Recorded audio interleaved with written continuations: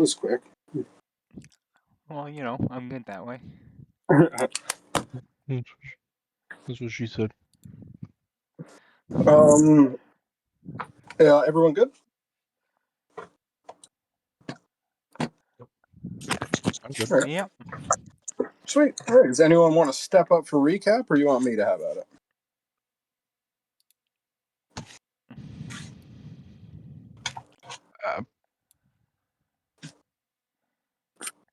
We made it out of the cave after swimming back through the hole after having to climb through grease and be all dirty. Mm-hmm. Couldn't see well, most of us couldn't see anything. Managed to stumble our ways back through. And upon exiting the cave, we came across a big fight of macaws. And one that was a little bigger, like you were saying. I think you were saying it was an alpha macaw. Mm-hmm. Goose Fat went and wrestled one and kept on trying to ride and tame one, while Bjorn shot quite a few of them from afar, and Mumble Man got taken out. He's unconscious currently right now. I carried him. We came back to Mumble Man's abode, and we laid him down in his bed while he's currently still unconscious. And we were sifting through all of his stuff, finding random potions, while Barney is actually looking for alcohol because he can't help himself. That's pretty damn good, man. D6 of inspiration for you. Ooh. But yes, pretty much. You guys had found yourselves taking up refuge in Mumbleman's home after your little excursion. Mumbleman presenting a tidbit of a fetch quest, I guess you could say, for you guys, where you encountered a bunch of shit. But with that and Goosefat's teaming experience kind of underway, there's a somewhat docile Macau inside this house with you, still in its state of shock, but is just kind of resting on there. Bjorn, you were tending to the fire. Barney was in the midst of sifting through kegs and casks looking for something, while Altair was in the midst of I think you were doing your star map, which is, I looked into that, which is you creating your focus for your character. So pretty cool flavor, man.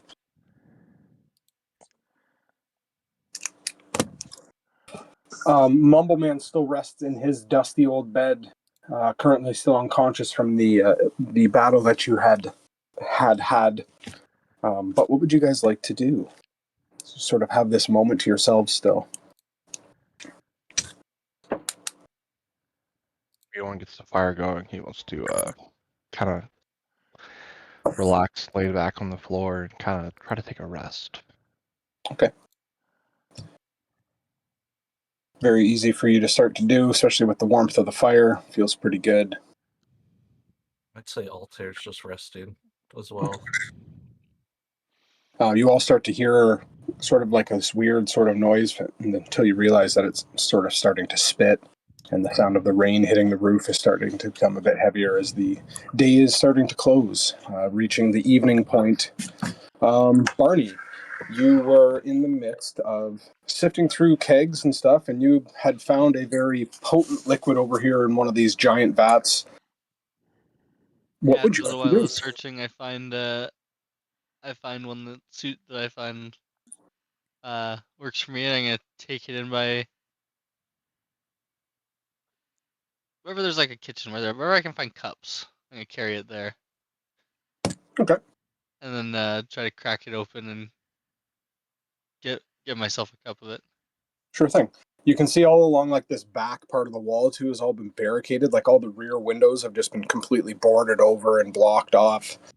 As you sort of approach like this makeshift hoarder-esque style kitchenette, find a small goblet of sorts and begin to pour some of this liquid into it. And the scent is pretty strong right away as soon as it exits.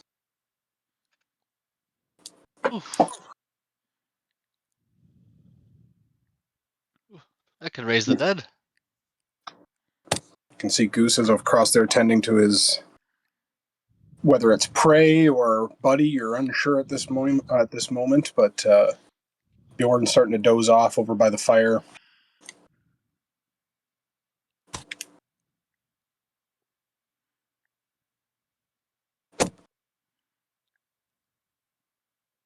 Are you having at it?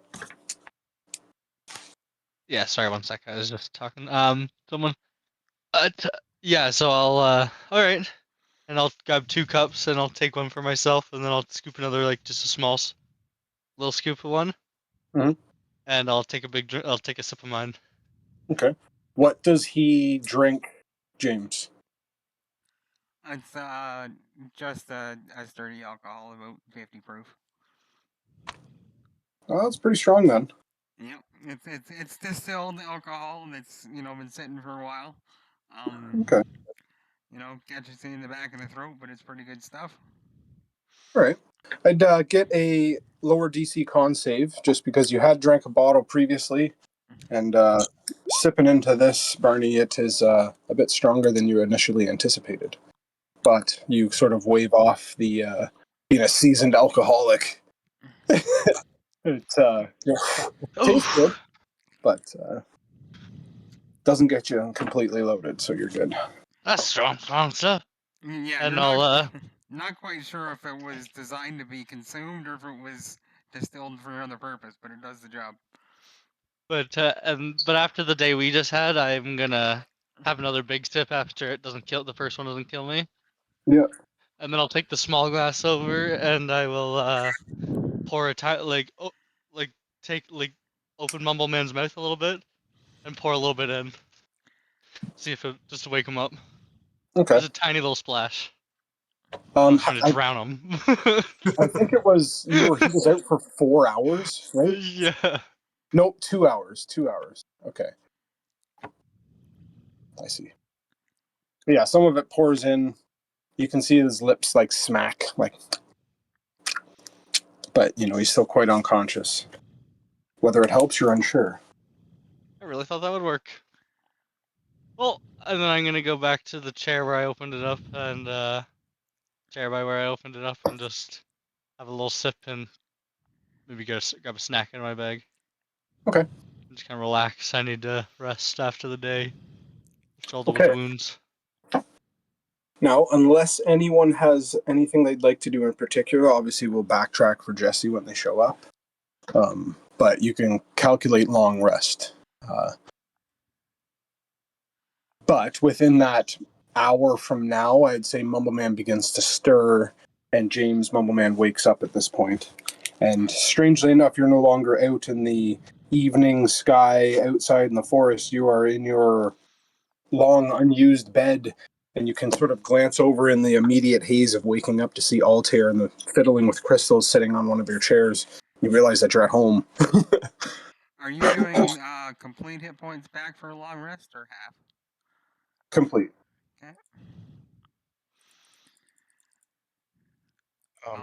Because we are doing a long rest, that rune that Bjorn has that says lightning. Yep. He's gonna reinscribe that. Okay.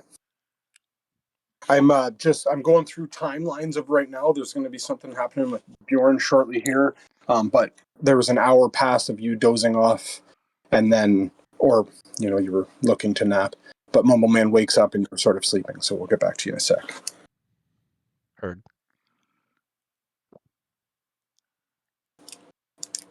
Altair, you see Mumbleman begin to sort of toss and turn a little bit before he sits up in his bed. And this is the previous evening? This is, yes, the previous evening, yes. Okay. I sit up and I look around and I'm like a little surprised to be lying down because I normally don't do that. Like, So lay down. no, Sleep It's standing like up. no, he meditates for his rest. He doesn't actually sleep. As an elf. So I Then kind why of do you have a stretch bed? and check, my wounds and to see where I'm sore or not. You have a pretty bad taste in your mouth, that's for sure.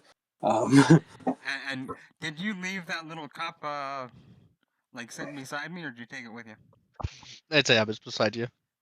Okay, I lean over and smell the cup, and I'm like, and then I start dipping my fingers into it and rubbing my joints where I'm sore. It's like rubbing alcohol. And I get up and I'm looking around and I wander back downstairs and I find my jug and I'm kind of dazed and a little confused and I'm playing around with the jug and I go over to the table and grab a bit of this and a bit of that and you see me grab a funnel and I'm tapping some powder and a few drops of liquid into the jug and then there's like a little and then a quick little teapot whistle, and I step back and exclaim, "By the fireball of Leroy Jenkins, I think I got it to work." And then it starts making a louder and louder hoot, and then calms down, and you can hear a gurgling, dripping sound from inside of it if you're close, and you just see this little puff of vapor come out of it, one of the spouts every once in a while. And I'm staring at it, little concerned and confused, and I grab for a yellow book on the table and the quill right beside it, and I start scribbling notes on exactly what I did to get it to work. Okay. And then I kind of sniff the vapor, and I stagger back and grab a chair for balance and realize that I'm more hurt than I thought I was. And I wander back up in bed to crash out for the night. Okay. Go into my meditative trance, so I'm kind of sitting upright in the bed, but Oh my goodness. There we go. Better?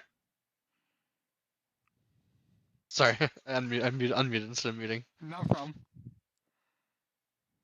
Are you talking to me or are you talking to your daughter? I was talking to my daughter. Yeah. But Barney would have been like in the middle of passing out, like pretty drunk, when Mumble Man started making all that racket, and he was like, ugh. I wake up and have like down the rest of the drink that was on the table, and then pass out after it gets quiet again. Yeah. And I do my trance for 4 hours, and then I get up before everybody else, and I start puttering with my alchemy stuff, and I've got a little bit of a fire going, and I've got some,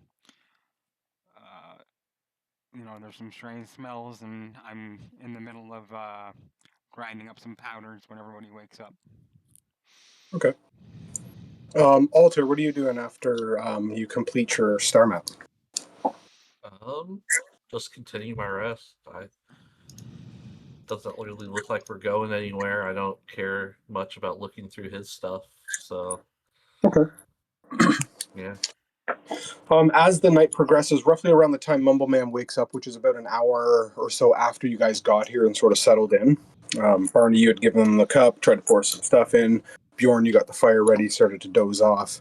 Altair, you begun to do the same thing, sort of taking in the scene, and before you finish your map and start to doze off. Goose tries to wrestle the Macau again for a little bit before he starts trying to sit on top of it and tend to some of its wounds and petting it and, whatever they were in the midst of doing.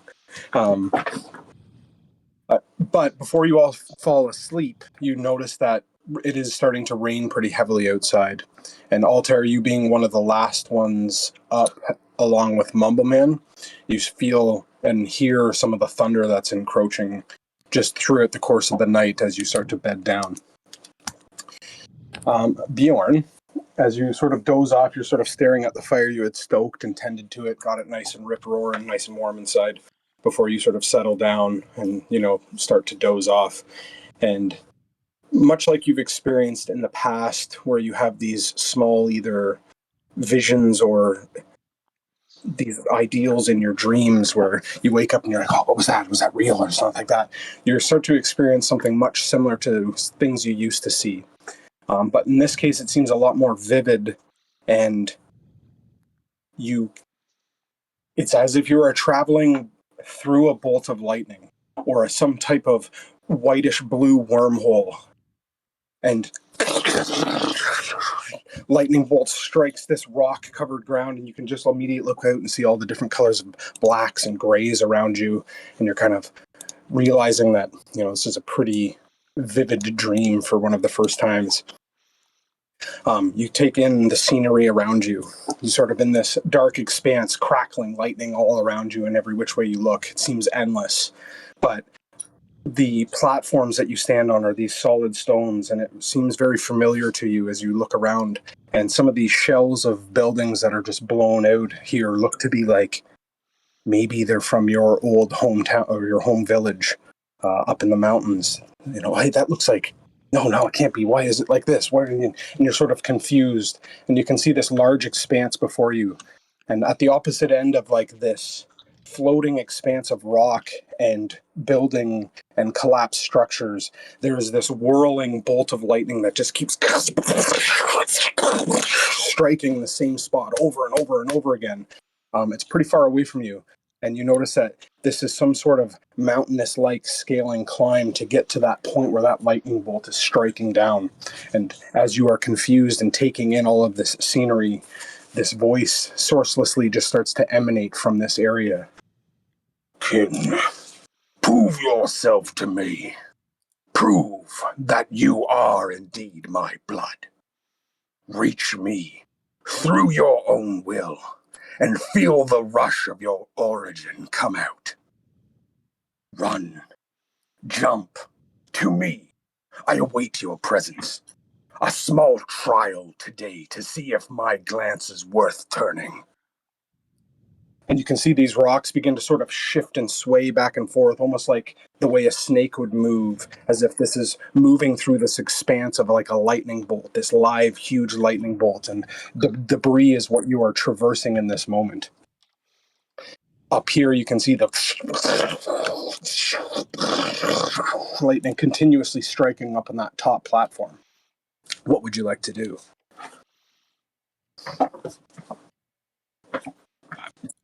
Being a little confused and dazed by it, I stumble forward some and start walking towards the platform, yelling out, I will prove to you who I am, and then maybe you can tell me what happened to my mother. What really happened. Prove yourself, kin. And you can see the old bridges and things that used to interconnect some of these platforms are shaking, quaking, and starting to give out. You step onto this one and you can feel the weight of it beginning to give way. I need you to make a dexterity saving throw, please, and thank you. That bridge jumps out and you leap and make to the next platform, obviously over there. And you can see as this gap here, probably 10, 15 feet across and then 5 feet up to the other end, you realize that you're going to have to make a large running leap at this point to get to the other platform. Prove yourself! Start running as quick as I can to leap from And you this one start up to that one. you start to bounding leap and you get to the end, and as you reach the end you can start to see all along like your vascular system of your hands and arm begin to crackle with lightning, almost like Lichtenberg's scarring type creeping up the sides of your body as you run. I'll get a athletics check, please, and thank you for this leap. Awesome. Okay, no problem. You clutch the side of it. Yes, kin. And you pull yourself up onto it, and you realize the gap here isn't much worse, but the shifting of this platform here really sways back and forth before it reaches the lip of another collapsed section of bridge here. Yes.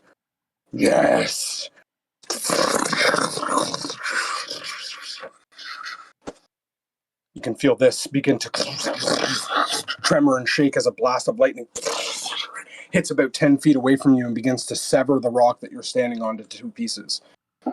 This section most likely will give out soon if you do not react. I take off running and jump towards the middle of the rock in front of me. I'm trying to jump to here. Okay. As you get to there, your legs begin to crackle with lightning, almost like you're grounding yourself as you run each step. That, and then you leap. Another athletics check for me, please. Okay. Oh, so that one, you hit that face first, just barely making that one section, but you have a two-hand clutch as you watch this section of rock here completely fall into this endless expanse. And as it falls about 50 feet down, it gets obliterated by a strike of lightning. You are just sort of barely hanging on, and you pull yourself up onto that. Okay. Sorry. No. You're good. Yes, you're so close, yet so far. Your last trial in this moment can prove yourself. As another section of rock begins to tear away, but this distance is about 10 feet up, 10 feet out, so this is a larger run.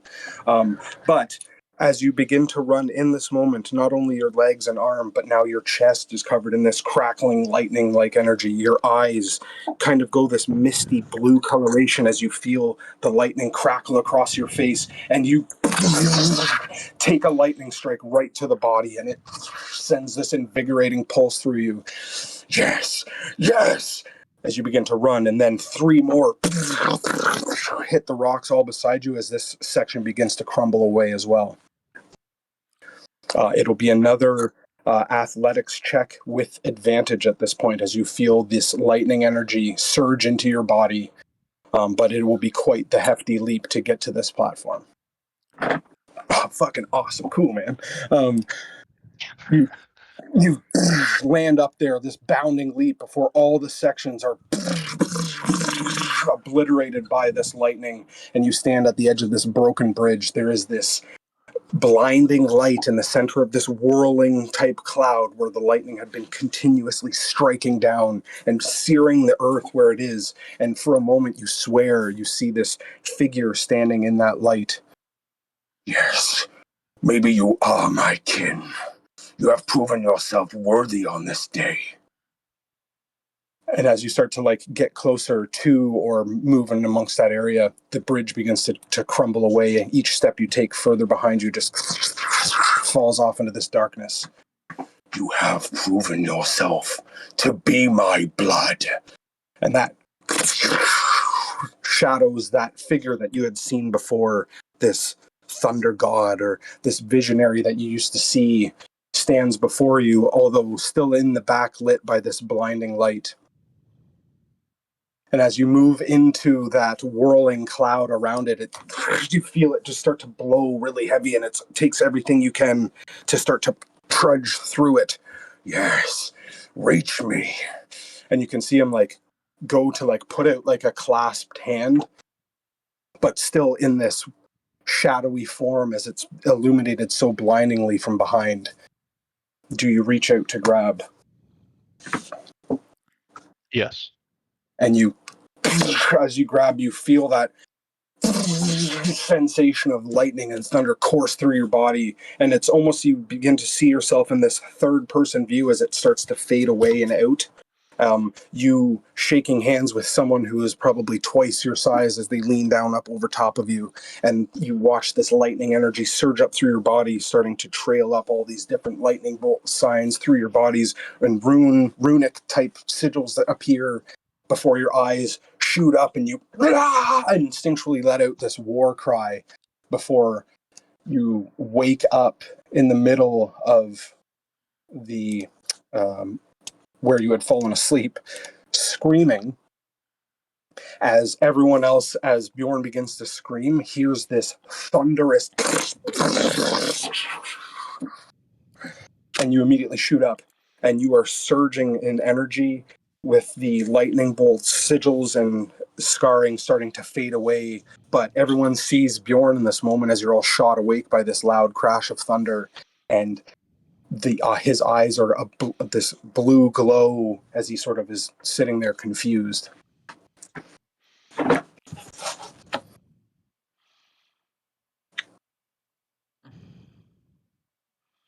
It's almost like Bjorn was struck by lightning right here in the house. I checked the roof to make sure it's still whole. It is. It is.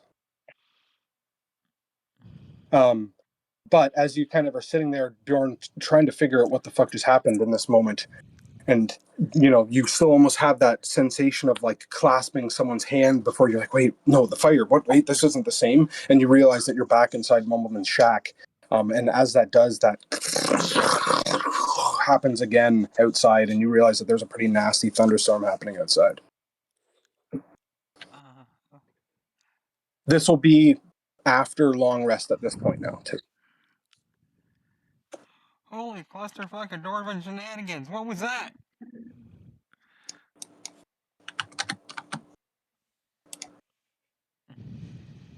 Bjorn just shakes his head. I don't know. I'm unsure. And he takes a deep breath, and as he exhales, you kind of see like a mist roll from his mouth, a little bit like he'd been superheated by lightning. It just kind of flows out, and his eyes kind of start fading off from me, and like looks like lightning in his eyes just kind of fades out as he lets that breath out. I guess, would my character know heard of anything like this before? In what regard? I guess he would assume it's something with. My guy would assume it's something with like the sky or like a greater power above type thing. Okay. I guess would he? You can just know what's going on. You can either make a nature or religion check if you want in this moment. Especially if you're trying to ascertain whether or not it's some sort of divine thing, religion, or if you're trying to base it off of your knowledge of nature being lightning, you can roll nature check.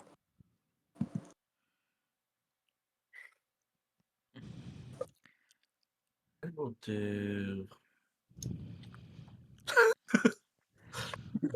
Completely shook in the moment. You are unsure what happened, but it's almost like Bjorn had just been struck by lightning inside the house without any damage to the structure of the house. Sounds good.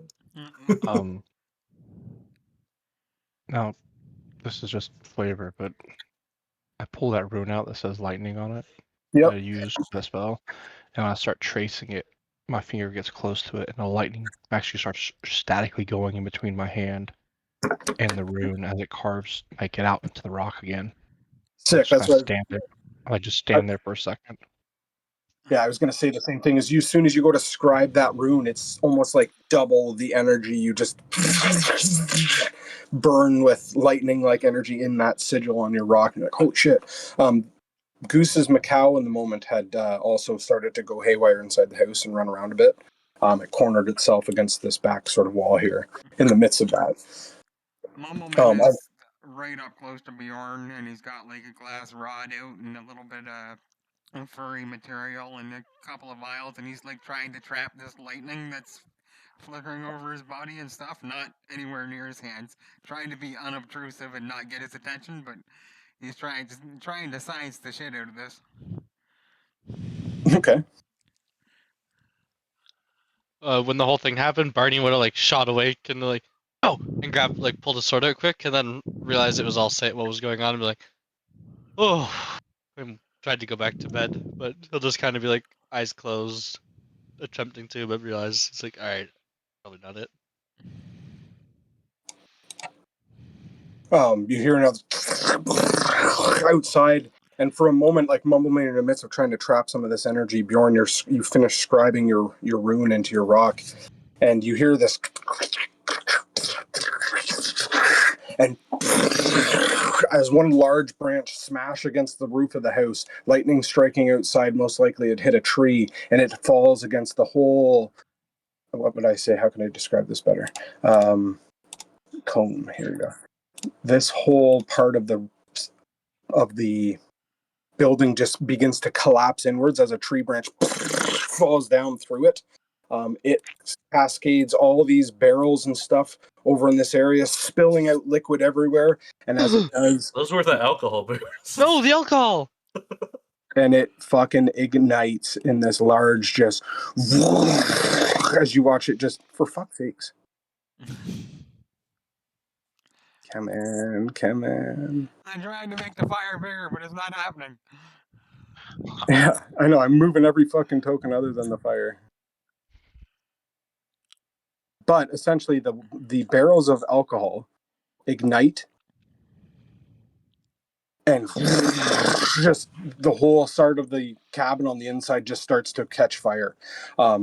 The Macau is incinerated by the blast. Goose shoots back, trying to catch them, but then can't. Realizes the blaze is out of control. And you all have this moment of panic as you realize that Mama Man's house is fucking vastly on fire.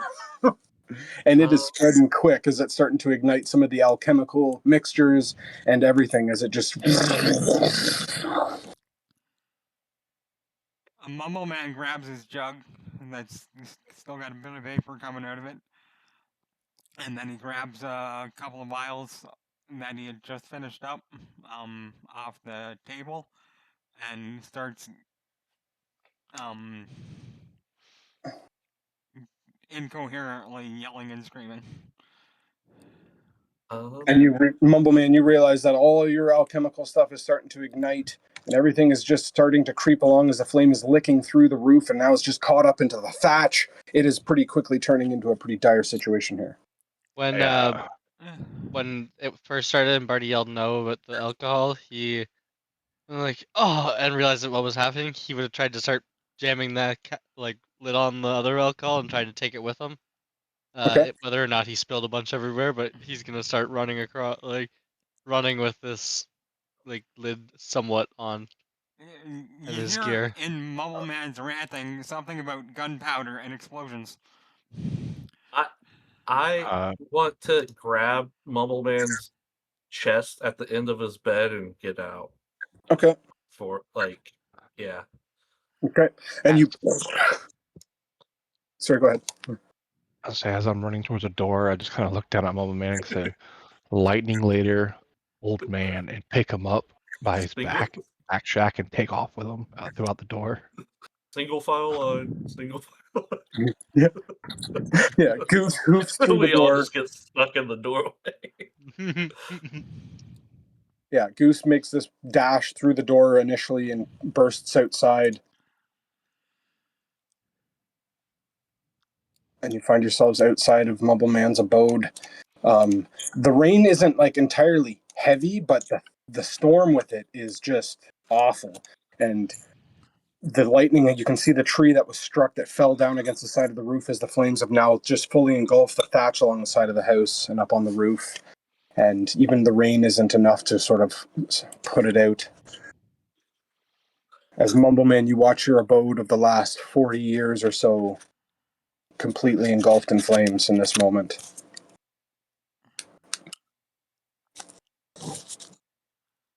Bjorn looks at him and goes, "Well, I guess to town we should all go, huh?" I go up and Guess put my so. I put my hand on Mumbleman's shoulder and kind of try and give him console him. I don't just leave.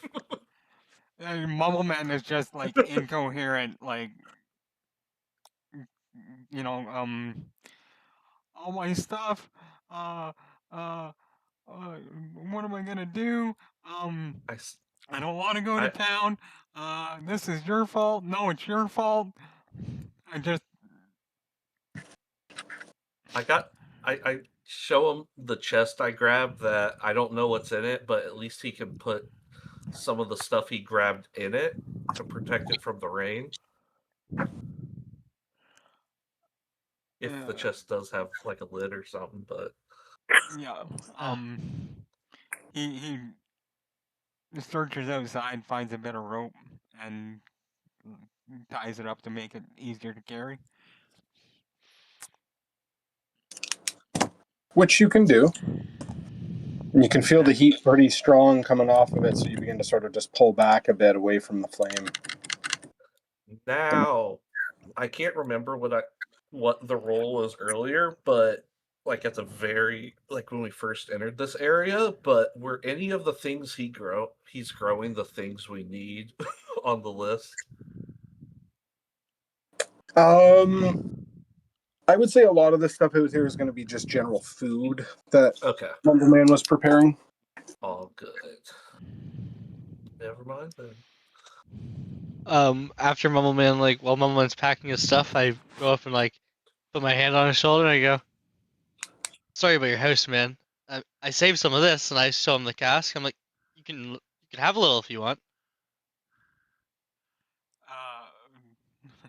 Old man looks around and he's like, and then he reaches into a pouch and he pulls out uh, a little potion container and he pours it into the potion container out of the cask and then does a quick shot. And then it's like, bah, bah, and then he's coughing and choking for the next 2 minutes. Oh well, that once. When you start coughing and choking, I'll go, "Oh, I'll hold that for you," and I'll I'll take one myself while you're doing it, while you're Okay, coughing. nice. As you can also tell as you've come outside, it's a little past dawn as well, but not quite fully light as it is kind of overcast from the rain. But there is some illumination from the day to come. So you've realized that you have at least gotten through the night, but it's a very early morning to start. And it's wet out. If anybody actually looks back at the fire, which I expect that we do, you notice that it's not like just a normal fire either. There's like different colors in it. Like one section's green, another section's purple. You swear like one section's even a bright blue. Like it's just weird. And Has then the you get the gunpowder went occasional off yet? smells and stuff. Has the gunpowder went off yet? It's like all the windows on the front just shoot outwards. The frames let go. You go, oh, geez, and this almost like rainbow-esque colors just meld together into this gray cloud of smoke that just puffs into the air. You feel the shockwave of it as everyone just lets go and starts to pull back. Um, yeah, so Mumble Man, that chest that was at the end of your bed was just kind of like any of your, I guess, most personal belongings, I guess. Yep. Which is awfully kind. So, Yes, it's greatly appreciated, although I'm too stunned to say anything about it at the moment. but yes, the rain, albeit a bit heavy at times, kind of comes in and out like waves where it's spitting for a while and then picks up again. And in the moment of you standing out here, it does pick up a little bit before you trail off in this conversation. It starts to die down again. There hasn't been any major lightning strikes or anything like that in the area since that time either. Bjorn makes a joke in his head. Really, father?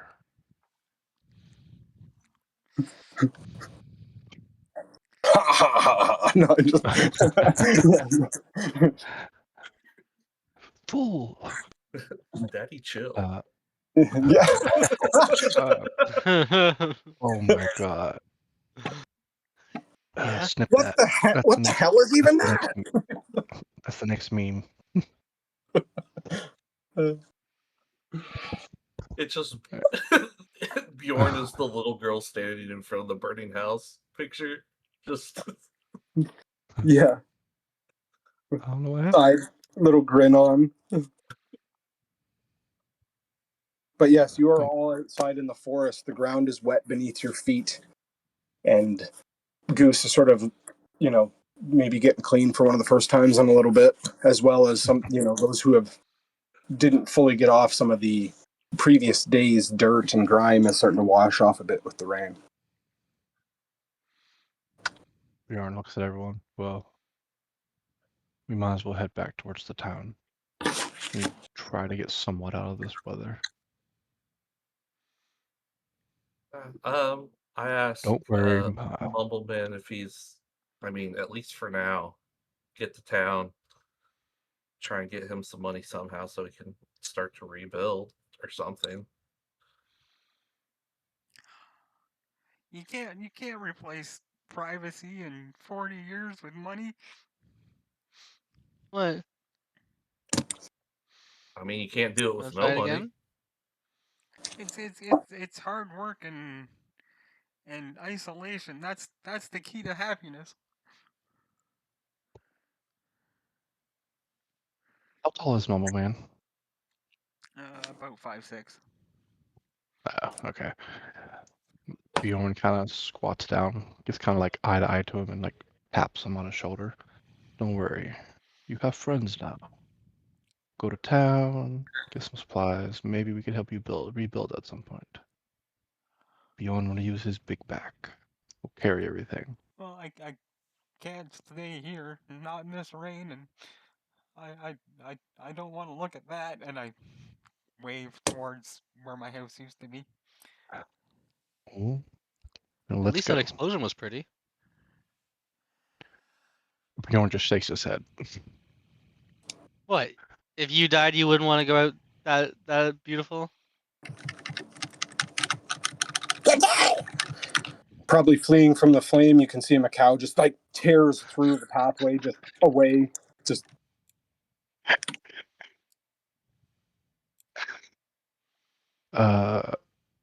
They're gonna fire chicken. Um, Mumbleman shouts, wait, just a second. And he grabs his jug, which he sees has still got a bit of vapor, and he puts his ear up against it. And as soon as he puts his ear up against it, you can hear this drip, drip, drip, drip, drip, drip, drip, drip, drip, drip, and he gets all excited and starts pulling some stuff out of the chest and out of his pouches, and he lifts up the jug and he pours out 3 tiny vials of this greenish silver liquid that it's got a slight sulfurous odor to it if anybody's close enough to smell it.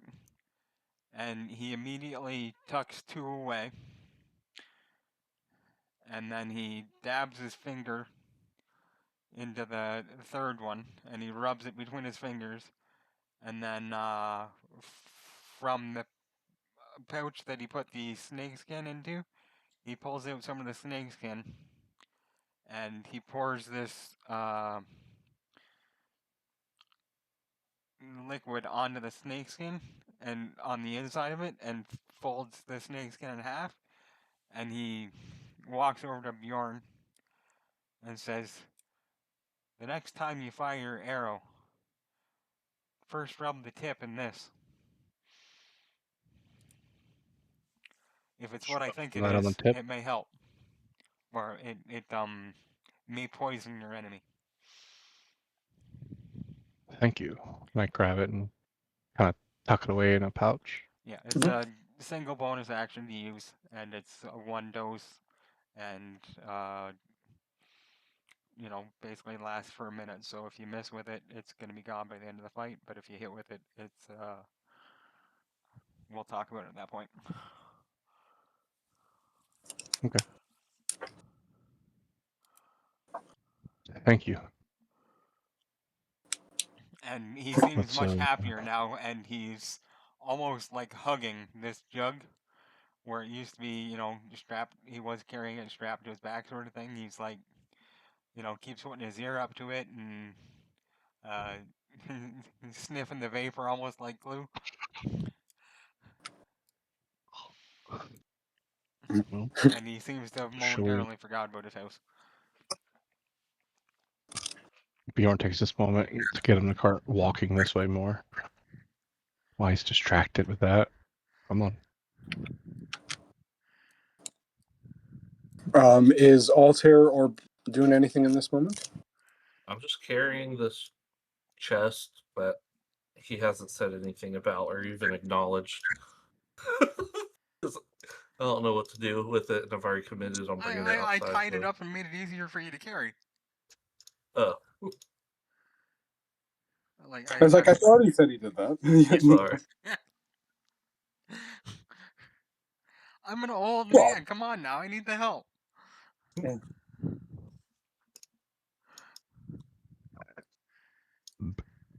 and Barney, you doing anything? I'm just following with the group. I'm just sorry. I'm No, that's okay. I know you're not in position to control my character right That's all right. That's all right. I got you. But yeah, everyone sees Bjorn begin to sort of trail off with Barney and Goose in tow. Altair, Mumbleman ties up a different little harness on the chest to make it easier to sort of carry as you begin to sort of catch up with everyone as well.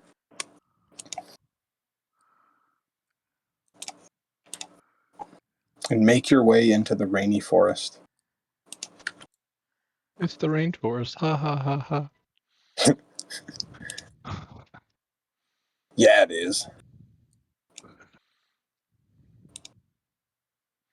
This whole time, Bjorn's kind of like shaking his head and still kind of disbelief of what he saw. Yeah, and we will obviously work on that further, man. As we slowly introduce and stuff like that. But yes. About another 45 or so minutes push, the gray overcast sky still present, but the daylight starts to push through, sort of illuminating the forest a bit more. The rain is starting to subside, but hasn't fully stopped yet. Mumbleman, you're reaching areas in the forest you haven't been in, quite a while as far as not leaving home goes. I know I don't go this direction. This is towards civilization. That's wrong. Yeah.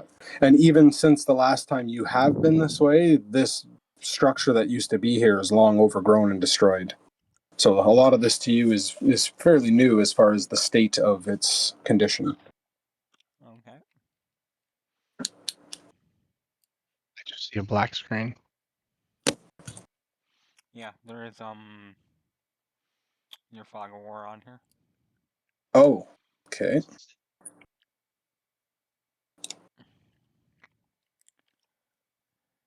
There, I'll just do this for now because it'll be just fucking easier. Yeah.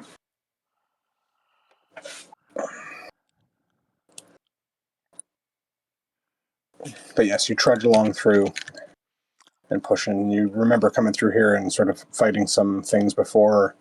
One creature that scared off some of those macaws before. But the area seems pretty quiet and tame this morning.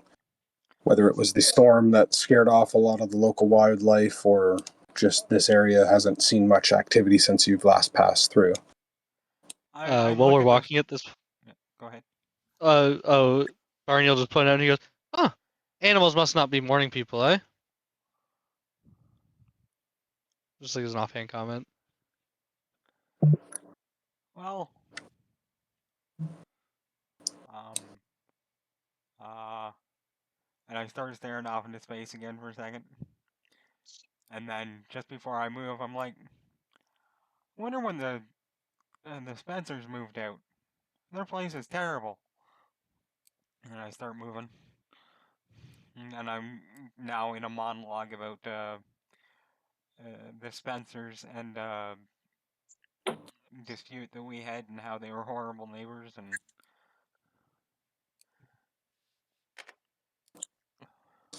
Mumbling as you carry on. yeah.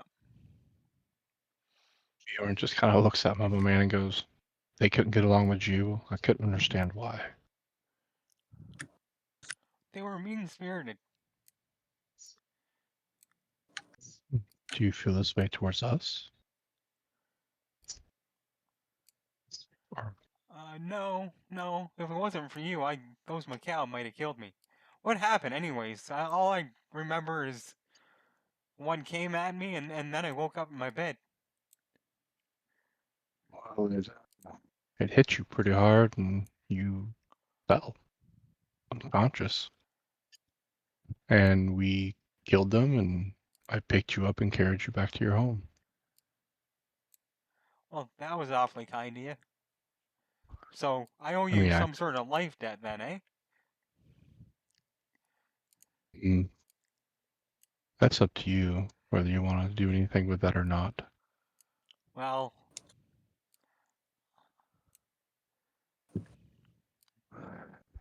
but I wouldn't mind you traveling with us. You seem to know some of your things, and your rambles sometimes can be intriguing.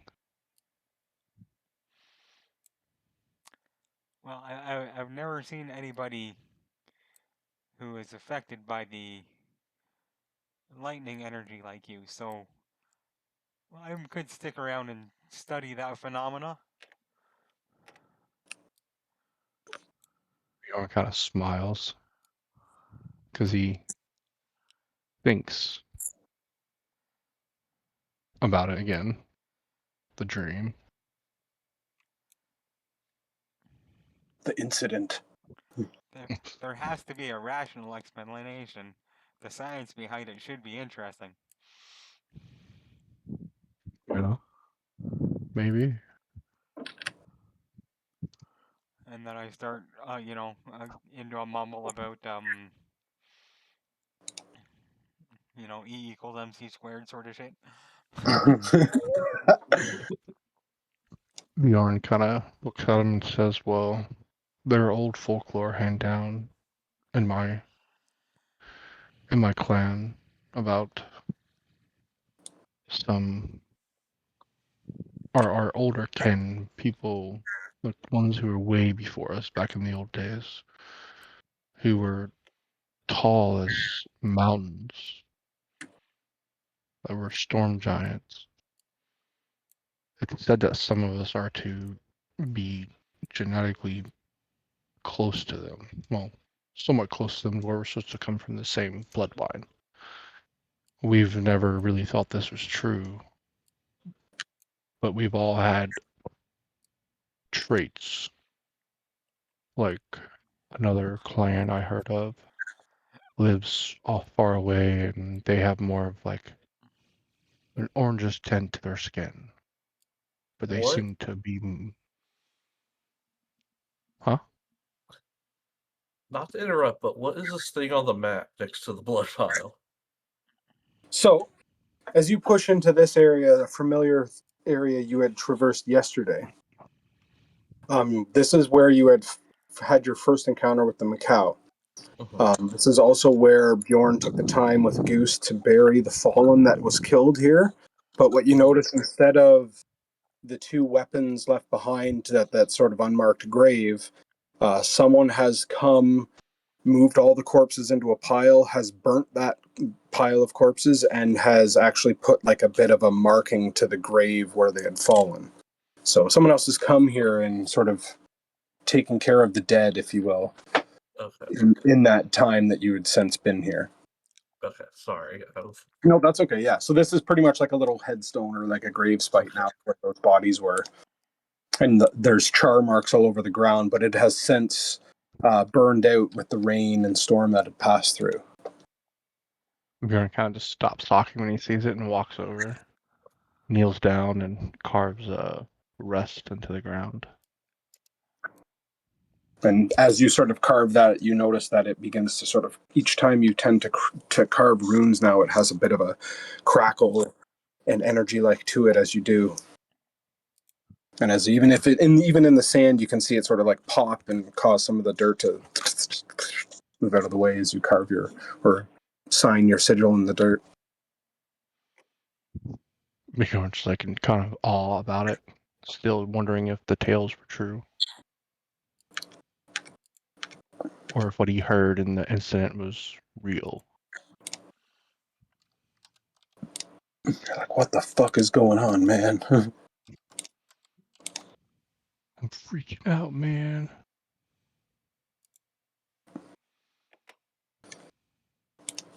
And pushing through. Is anything anyone would like to do here? Or are you pushing onwards?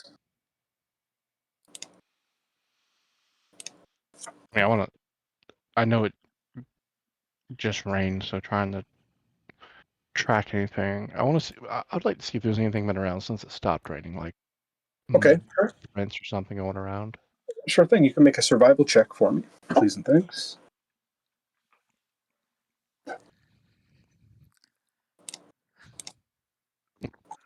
Sorry, I just realized. 2, you can see a lot of the ground around here is a bit muddy from the heavy rainfall. You don't see any immediate footprints around, and you start like, wait a minute, you move forward, and you see some, and then you quickly start to ascertain that they were gooses, and you don't see anything of recent travel around here. Damn rabbit. He jumps up over top of you and starts running off forward. Barney's been being quiet, and he took like his wrap he had on his head off. And he's just been kind of like feeling his freshly scarring up head. You Yep. know, Yep, and neck. definitely covered in scab and wound, but it just seems to be healing. You know, you had a good night's rest in there, and magically. uh, but yeah, you continue onwards as you sort of feel your head, and you're like, yeah, it was a rough day yesterday. You start to push further onwards, you know, traversing the forest path. Now, Mumbleman, you're getting a little bit nervous as you start to come across, you know, some other familiar area, and you're like, wait a minute, oh, this path connects to that main road that leads into town. So, like, holy shit, you're getting close, and you can feel your nerves start to get to you a bit. But everyone else starts to realize that you're getting closer to that sort of crossroads area where you branched off that main highway or thoroughfare into the forest. So, you know, you're getting pretty close to getting back to town. About another half an hour or so pushing down that trail, you do start to reach that crossroads. And as you do, you start to crest around the corner and you immediately hear this like some sort of explosion that comes off from ahead. Keeping on that path, you start to see up ahead that there is a cart that looks to be slightly off kilter in the dirt and mud. It's probably about 50, 60 feet away as you've branched around and to the left, revealing this long path ahead. And you can see that there's a person working on a wheel, but someone was in the midst and ahead of them, like casting firebolt at Macau. And you see a second one, and you watch one of these Macaws just like get grenaded by it, and it flies over sideways into the mud.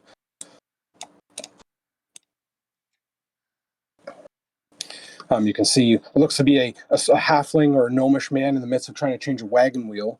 There's an ox tied to a cart, and what looks to be one of the Beauvairian acolytes have been sort of protecting them while they work.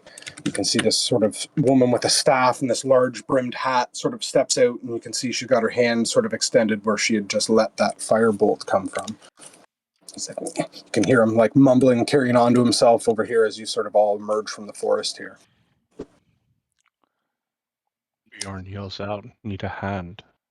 He you can see him like look back and then like double take, and he's like, oh shit, oh hey there, yeah, I could use a hand. Fucking getting fucking bombarded over here. You can see this shorter halfling man, longer black hair. Barney, you start to walk up and you realize that this is the person that you had bought alcohol off of the previous day. And you watch this little dude sort of step off to the side, and you can see that they hit some sort of large rock with it probably a while back, and the spokes finally give out. But he has a spare wheel that's out on the ground, and he's just in the midst of trying to take the spindle apart for it. Oh, thank God. And you can see this woman sort of emerges. He's like, oh my God, I couldn't be at the most opportune time. Geez, we're trying to get through here and we're getting chased by these things. And he points over to the macaws on the ground. And then this fucking thing jumps out of the tree, points over to the husk that's over on the ground. I don't know where I'd be without you, hun. I can, compensate you for your troubles if you want to help me out here. I can't fucking move this wheel much, and we keep getting jumped by shit. Can I Bjorn looks at collect him. the stuff on the three things? Yeah, you can make a survival check. You can see the Macau. One of the Macaws is quite charred from a blast, and there's a bit of charring all over the husk of this one, but you can see what you get as I'd like to use guidance now as well. oh my So- God. So as you reach down to begin to do that, you feel yourself invigorate with this moment of chance as you damn 21. Okay, so roll a d8 for me, please, and thanks. Okay, so you get 5 plumes, 1 talon, and then 1 husk. He said 5 talon or 5 plumes and what else? 1 talon. What talon? Yeah, and then the husk is sort of mildly charred, but not like completely destroyed. Okay. Bjorn, you begin to sort of move over, and you can see that he's gotten the wheel pretty much about to be taken off, and then there's a spare one on the ground. So you can make a... I'll help Bjorn. Okay. So yeah, It'll be more like the help a 12-year-old gives like their dad when they're helping underneath a car with a flashlight. Yeah. so you've seen the meme of that guy acting he's carrying drywall. He's just walking around it like Yeah, yeah.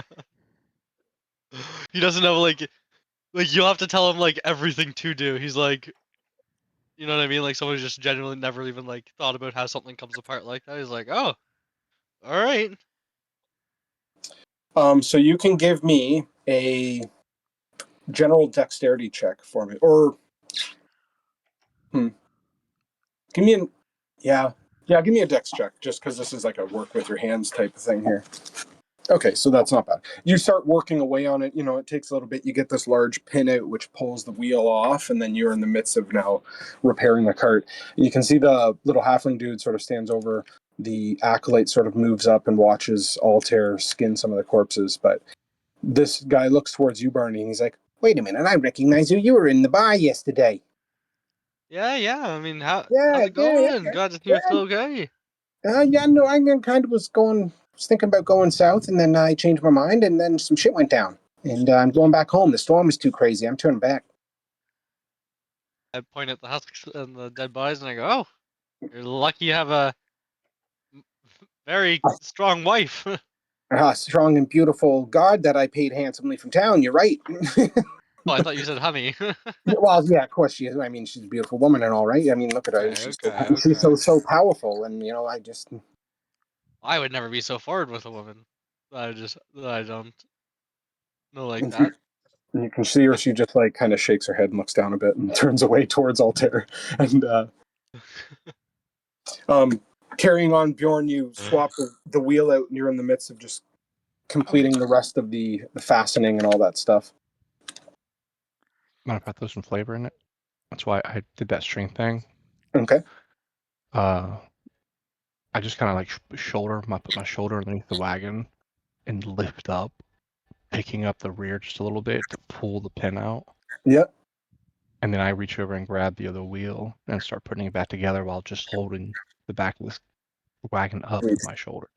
While Sweet. Bjorn was reaching for the wheel, Barney was holding it up, but Barney was turned away, just not paying attention to Bjorn, and he's holding it like just out of reach for a couple seconds, where Bjorn's like just can't reach it. He's like, oh, sorry.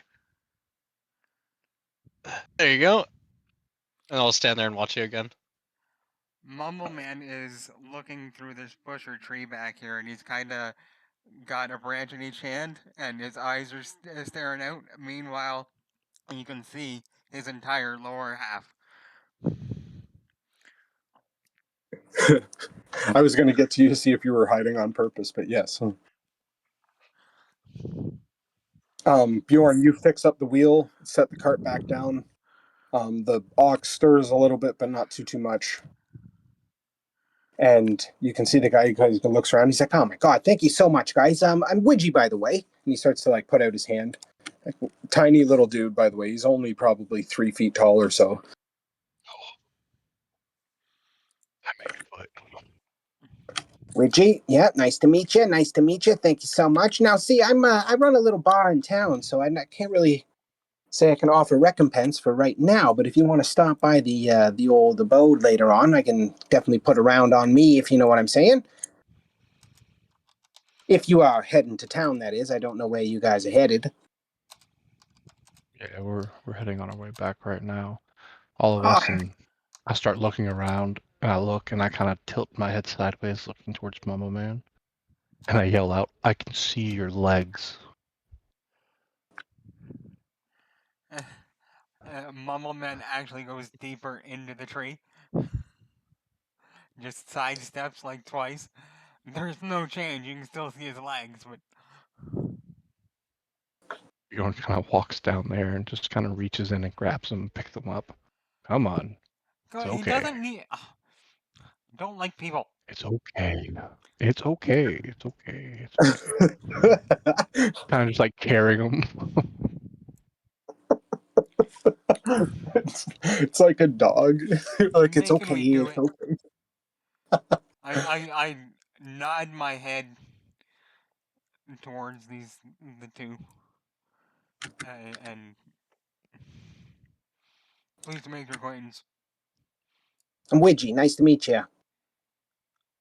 Yeah, I'd like to say the same, but I don't do people. I mean, I wasn't trying to do you, but anyways, all right. And he starts to like mush, and you can see the ox slowly starts to trudge through the mud, pulls Lost my themselves house and I along. have to go to town now. Yeah, I don't know if you guys want to tag along, but I'm going to get moving. I'm cut out here further. So, We're heading in that way ourselves. all right. Well, you can Right probably well. fit one or two more on the back of this if you want. The rest are going to have to walk. Sorry, or big fella probably only. Hop on instantly. Um, Oh, my God, I've been walking for a day and a half. Thorn grabs our old man and sets him on the back. Here, old man, rest your legs. Mama Man looks left, looks right, and he grabs the nearest thing, whether it's attached to the cart or not, and holds on for dear life. Okay. You can see that there's a number of like barrel, like under. It's a enclosed style cart, like it has a back to it and a roof. But the sides are just like canvas, but they're rolled up. One side's up, one side's down. And there's barrels in it and crates. A lot of them are empty. So it looked like he was most likely about to make some sort of supply run or something, and then immediately chose to just turn around after some sort of incident. Altair, you finish skinning things up as they all sort of have their introductions and begin to head out. Anything else anyone wishes to do here? Bjorn just kind of starts walking next to the wagon. Okay. And you do. Mush, mush, away he goes. And the wagon begins to sort of trudge along the road and break through onto the path. And pushing about 5 minutes of that awkward moment of traveling with someone new, he kind of looks back. The acolyte sort of has been keeping guard paces while walking outside the cart and ahead, and she kind of looks to everyone and just sort of nods. And you can see she's in like Beauvarian like garb and attire, and you've recognized some of them around town when you were there last. She just kind of like cracks a smile and sort of nods and keeps going. But Widgie sort of looks around to everyone. He's like, "You were you guys all out here last night? You head out first thing in the morning, or what?" Yeah, we were out here last night. Oh, did it get Big pretty old hairy for you, or what? Because the city was attacked last night. No. I mean, there was a It's storm, attack. a lot of lightning. What was it attacked by? Ah, well, sometimes they get all those tree things that try to climb up over the walls and stuff like that. Gods usually put them in their place pretty quick, but there was a couple incidents where some of those big roots in that fucking tree broke up and through some of the parts of the street, and it unleashed some of those, one of those things. And he points back, over towards the husk creature. He's like, some of those poured out of it, and it got pretty dicey for a while. I think 2 houses were destroyed in town before the gods and the guilds got to it. And then when I left this morning, they had a bunch of corpses out in the front of the gate. So a big rush, I think, was made out there too. So they warned me to be careful coming out here, but I still, I got a fucking shop to run, man. I got things to mix up and drinks to sell. And you see Mumble Man actually perk up at their mixing. Well, you like that? I mix things, I mix things Widgie Crick. too, My sometimes. my bar is called Crix's Mixes. Widgie Crix is my name, so it's kind of a thing. I like to sort of brew my own alcoholic beverages for my patrons, and I use a lot of the local fauna and foliage to get what I want. I used to make my own stuff in my house before it burnt down last night, and Mhm. I mix things not just like liquids and alcohol, but I do powders and um you know science type stuff. You live out there in that woods, or Yeah, did? I Sorry, sorry. have for years. It's better What, than town. You're that mumbly old man, aren't you? I bet you're that mumble man dude, aren't you? I heard about you. Well, at least I think, anyways. I'm. Old man lives in the woods south of town. Well, that I live south of town, but I don't mumble. Oh, yeah? No, not at all. What? I can't believe you'd say something about me like. Can you believe what he's talking about? I don't think Can you that's speak me. up? It's got to be somebody else. Can you speak up? I can't hear you. You're mumbling. Did they really? No, it's. Oh. And now he's insulted and sulking, and his arms are crossed, and he's making himself small.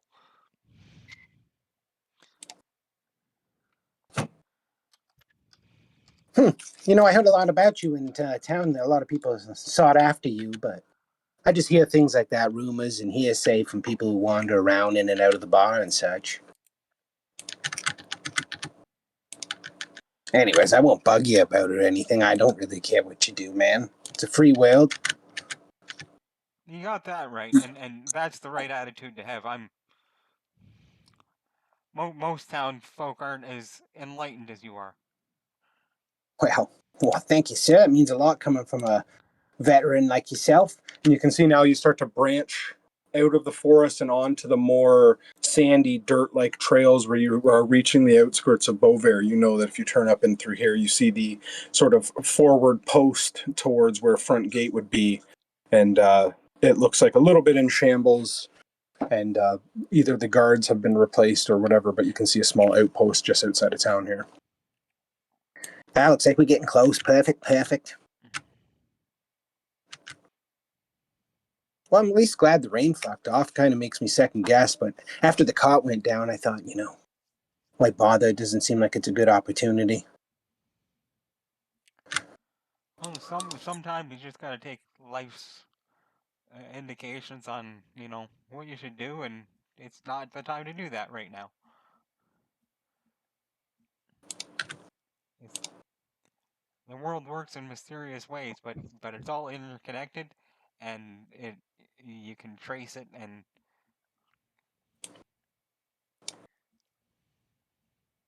And such. and he's just again trails off into mumbling about his theories and shit. And you see, would you sort of look over to you, Bjorn, or anyone else? He's like, he really is that dude in the forest, isn't he? He just sets a trail off like that. I don't mumble. Fucking mumbling away. And then he goes quiet, and you notice that he's staring off, looking at a cloud quite intently.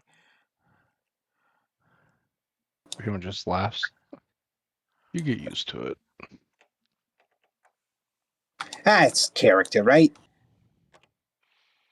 I think he's just saying the quiet part out loud.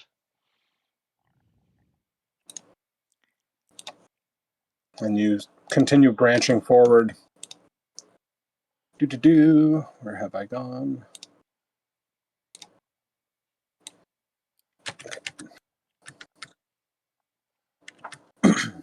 But yes, the day now is a little bit clearer. The overcast isn't as heavy, but it's not quite sunny or anything like that. But it's bright enough to illuminate everywhere around.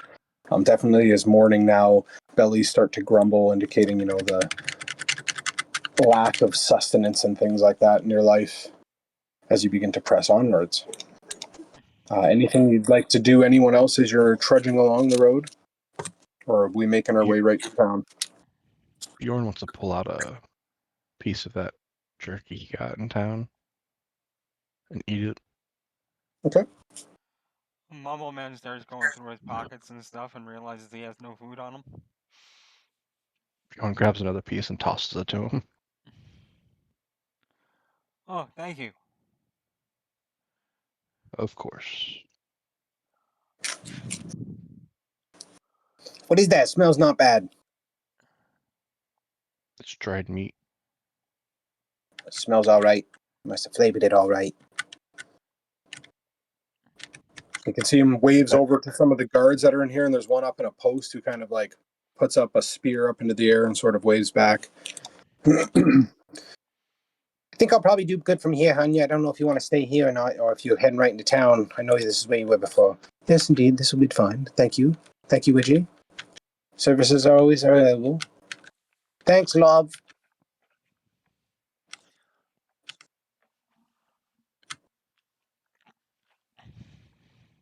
Yeah, I don't know. It's pretty crazy. You'll see it when we get closer to the gate. There's a bunch of wood to chop, I guess you could say.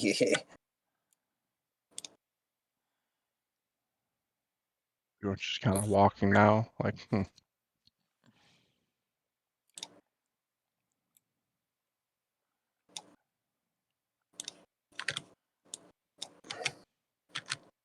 And as you do, you see the familiar beaten pathway that leads into the front gate. The bridge is currently down, but there is a number of soldiers present. And as you get closer and closer, you can see now bodies of soldiers, bodies of creatures, felled tree creatures, and just the like that are just around. Ichor everywhere. There's a number of golems that are set up and soldiers that have formed a line. And you can even see a taller figure sort of standing in amongst the ranks of soldiers that are guarding the gate as you approach.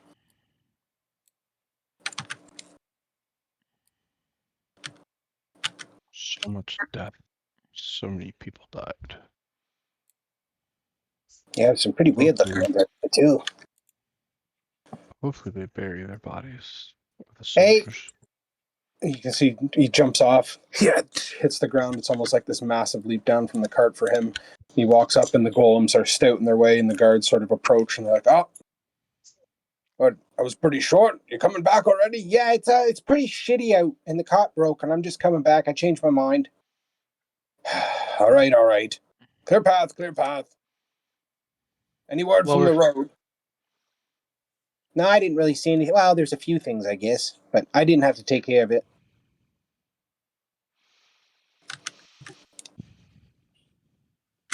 And as he pulls through and starts to go through, he's like, I don't know if I'll see you later, maybe, but I'm going to get through here. They're probably going to bother you. Sorry. And he just starts to go through. He gets over across the bridge, and the guards kind of move in position there as you move up. And you can see the large gnollish figure that you had seen during that presentation of the guilds is sort of standing there, leaning up against the side of the bridge with his arms crossed. But there's a number of soldiers that have just completely lined up this bridge, like creating a wall here. One guard steps forward, a little more decorated than some of the others. What happens if I don't get off the back of the cart? You could have stayed on the cart if you wanted to. Except for I'd be leaving Bjorn and everybody behind, so I wouldn't do that because they're my safety net. Okay, because yeah, he gets to go past. Like they've recognized him as he has left just this morning, but they only start to like branch off to stop you as the one more figurehead of the group starts to approach and goes, "Greetings there. What word do you bring from the road? Is there any more attacks along the way?" We fought a few things heading out the other day, looking for stuff to harvest for the guild, for the gold. Oh, you were And with the field hunt then. yes, we Okay, were okay. returning after being caught in the storm, but we killed some macaws, some weird plant-looking things. You're the only ones that didn't return on the same day. We weren't aware that there's such a large number had went out. We would have most likely sent a small search party, but you all seem in well condition at that. But as far as the road this morning, was there anything south of the city that you had seen? We ran into the wagon that just went past, and they had been attacked by, it looked like, two macaws and a plant creature. Okay. Were you aided in that, or were they already dead when you arrived? They were dead when we showed up. The lady he had hired I see. from your post, I'm assuming y'all's guard post down the way, Ah, yes, the former post, indeed. hired one of the ladies there. She was killing one as we rolled up with I think, like a fire coming from her hand. Okay, okay. Most likely an acolyte then. Sorry, please follow me. We will at least get you within the safety of the city before we continue. And the guards sort of like make clear a path to let you in, and he realizes he didn't mean to sort of block you off, but just at least let you get into the safety of the city there.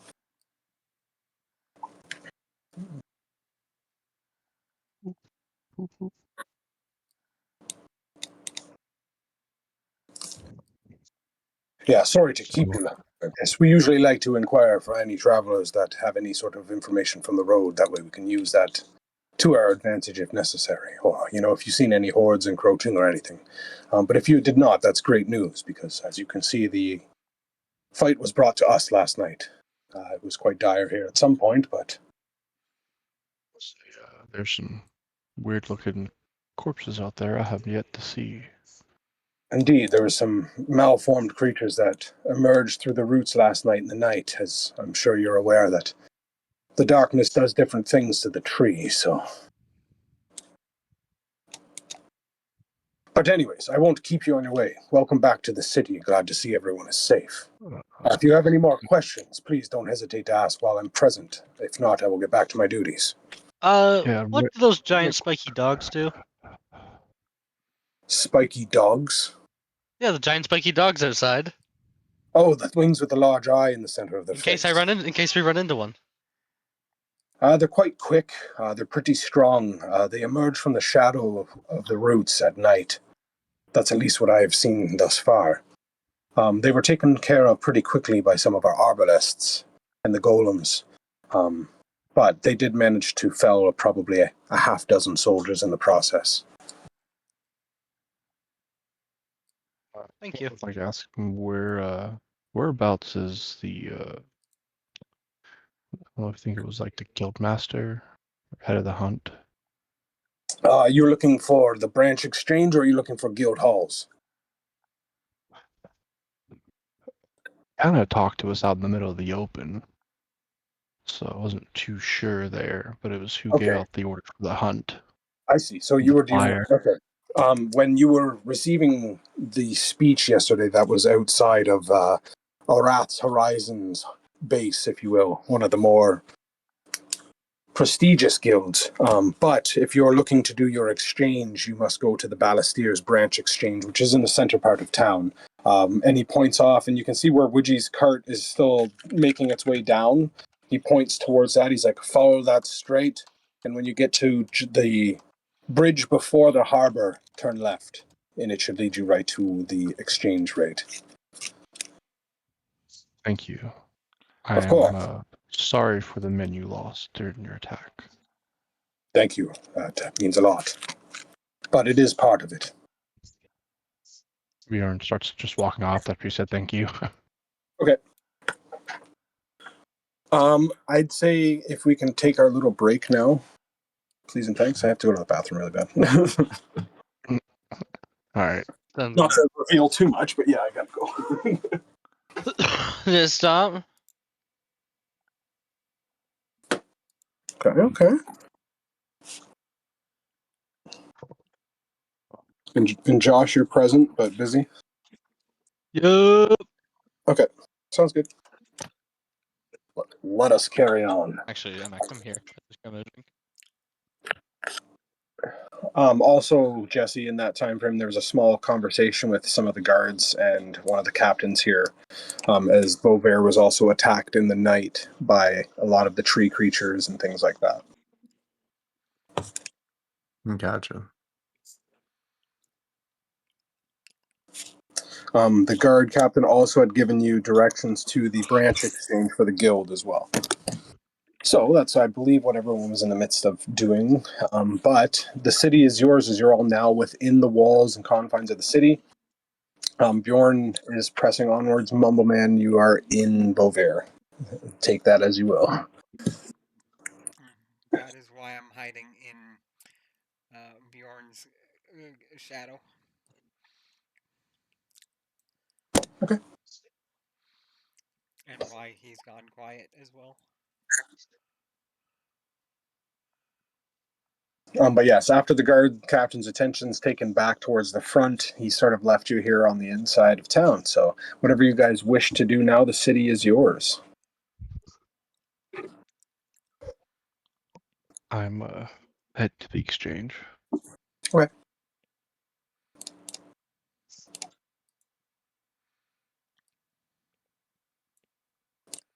I gotta switch that out. You push onwards, following the main thoroughfare of town into another sort of part of the district, and you can see that there's this large statue of a figure. There's lots of houses around, lush growth. You can see these sort of aqueduct waterways that run across where bridges go over in either way. It's sort of the bustle of the town coming through. At the base of this statue, there is a large sort of billboard that has two little lit torches on it, and you can see all in the front of it are different parchments and missives that have just been tacked and stuck to it, and you can see that there is a somewhat familiar looking dragonborn that's in the midst of looking at it, but he's also conversing with what looks to be like one of the Balistier's guards, one with the large muskets and things like that.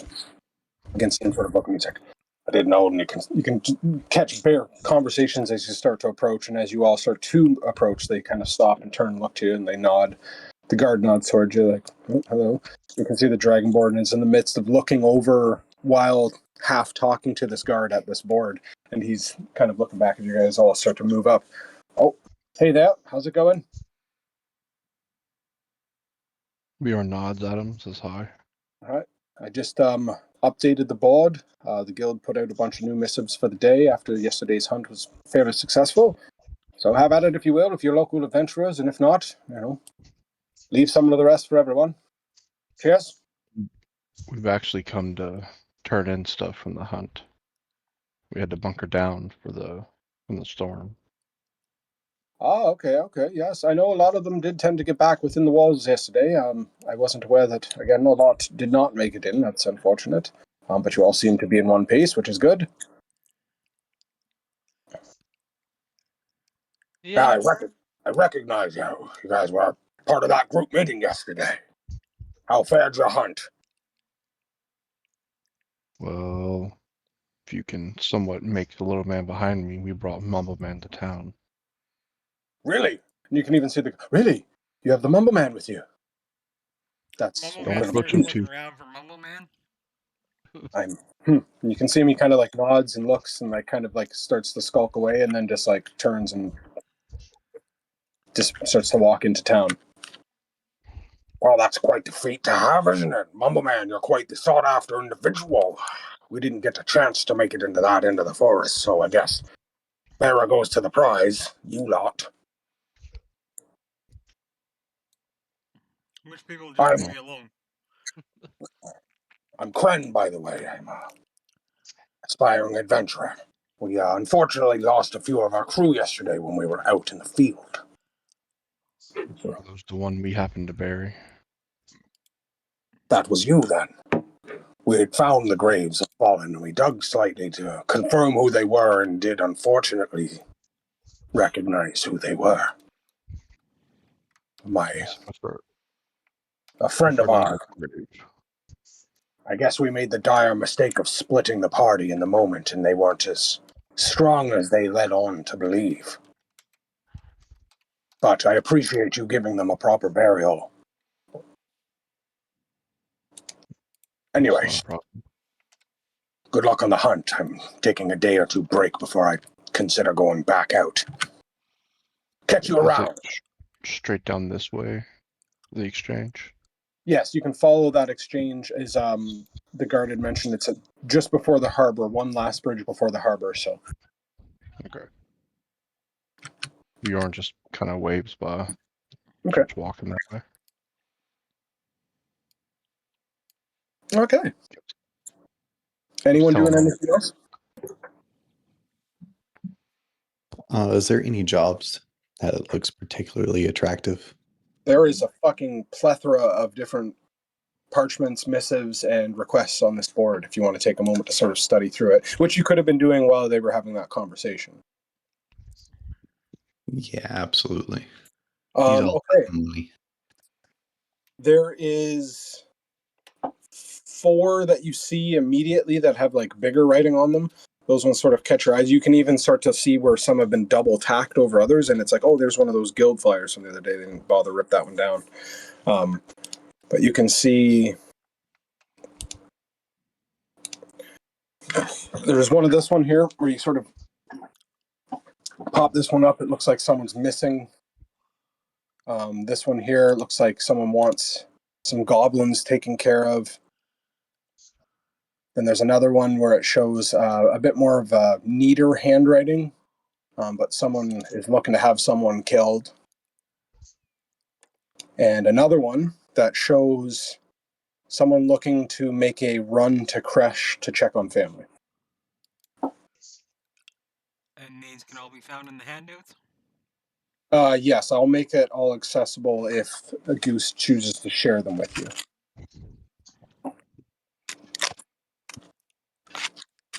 Yeah, two of them are just like right up his alley. Okay. I'll take a Bresh's Order and Seeking Goblin. Okay. I'll edit that so that it can be in player turn or Bresh's Order. Save changes. Okay. So yeah, that's Bresh's Order. That should be in all players now, and then Seeking Goblins is in player. Didn't we run into that tiefling? Pretty sure we did. I'm not sure. And edit that one. Yeah, okay, so that's saved. So yeah, so those are all presentable if you wish to study through them. They're in the handout section. Goose comes running up to catch up with you guys as you start to turn to walk into town further. But Bjorn, you said you start heading down as Goose catches up. And you can see that the main thoroughfare continues on for a good little bit before you can see the harbor at the end of town there. All right. So you'll start to group up one more time.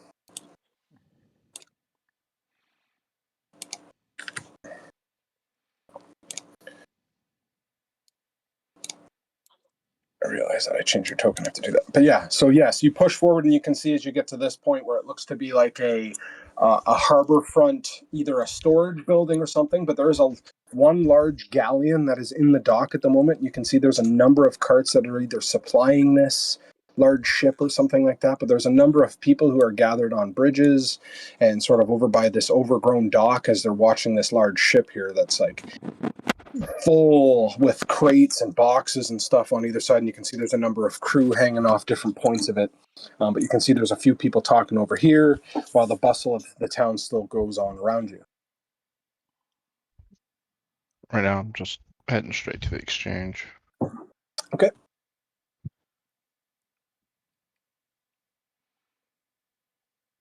Following along, you can see what looks to be like two younger kids that are sort of leaning on the edge of the railing, Bjorn, as you start to approach. And you know how kids are. They just sort of, one kid jumps off backwards and sort of pushes his buddy and turns to run and just slams right into you. He's like, oh, sorry, mister. And he gets up and like falls to his knees again and then gets up and starts to run away all embarrassed and red in the face.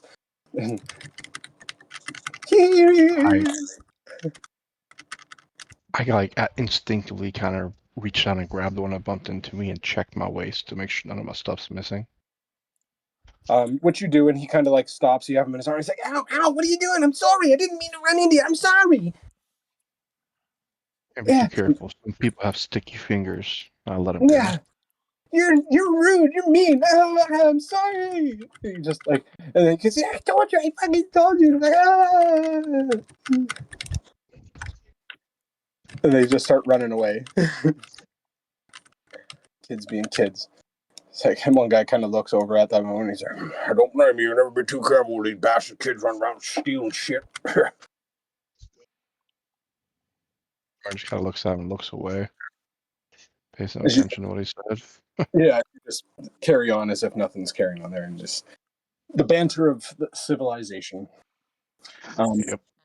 And you push onward, following that path, going with where the guard told you to go. And as you progress onto, you can see it opens up as you cross this bridge to sort of like a circular shape where it gets away from the harbor front and some taller, more ornate buildings as you start to recognize the district that you're heading into looks a little similar to where you had originally had that guild conference. You do see what looks to be like a pretty bustling market or some sort of bazaar. This square building with pillars has all this number of chairs and sort of picnic table style benches all along it. You can see like it appears to be some sort of outdoor tavern or something like that.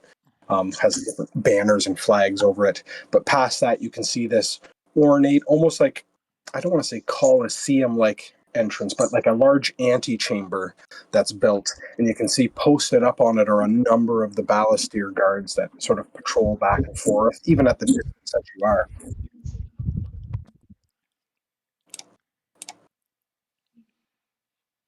There's carts bounding past, people going about their day-to-day business, and you sort of push onwards into that.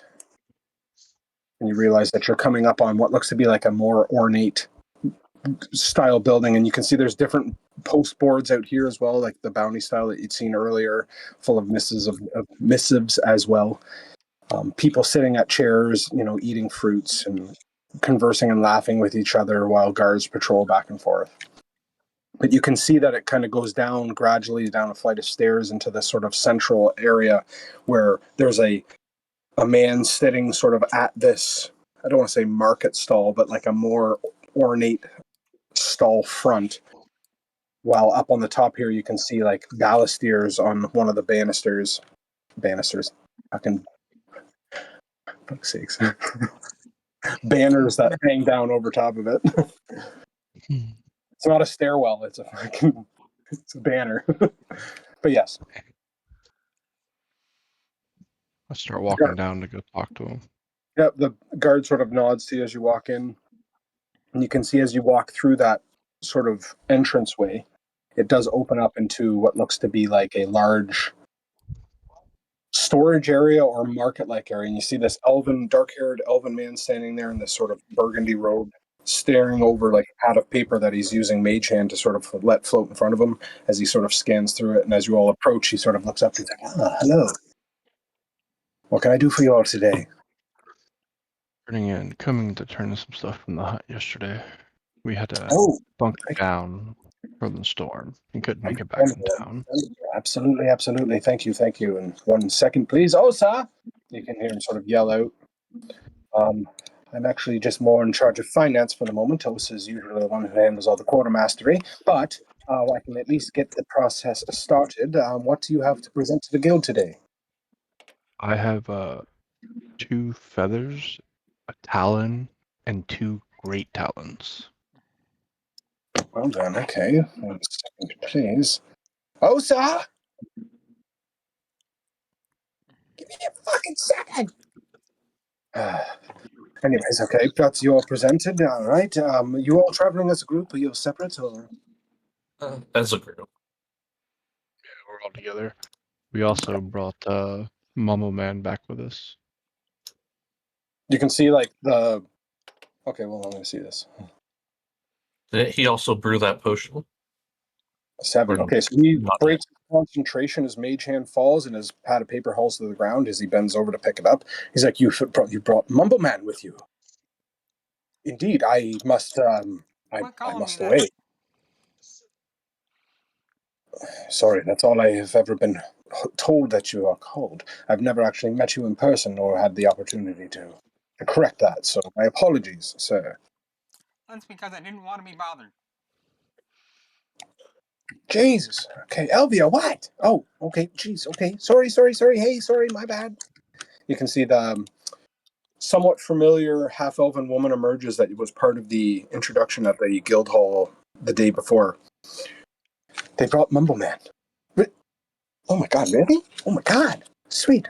Now, I have business to attend to. Thank you, Osa. They were starting to begin their exchange rates, but I'll let you handle that from now, of course. Thank you. Take care.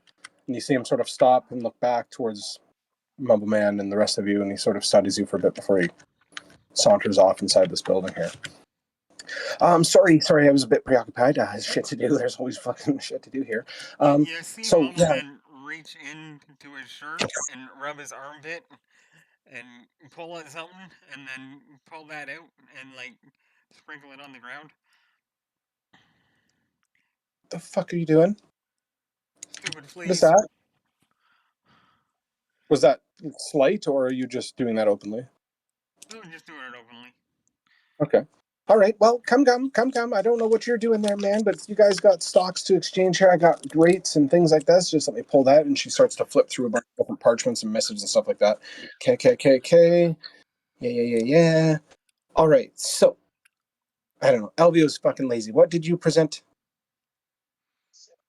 I have 2 feathers, a talon, and then 2 great talons. 2 great talons. Wow. Okay. 2 feathers. That's 4 copper. Slides 4 copper across. Great talons. That's different. Second. 5 gold. And sorry, do you say 2 of those? Yeah, I got 2 great talons. Okay, sweet. So 10 gold, 4 copper, and what was the other things you possessed? My apologies.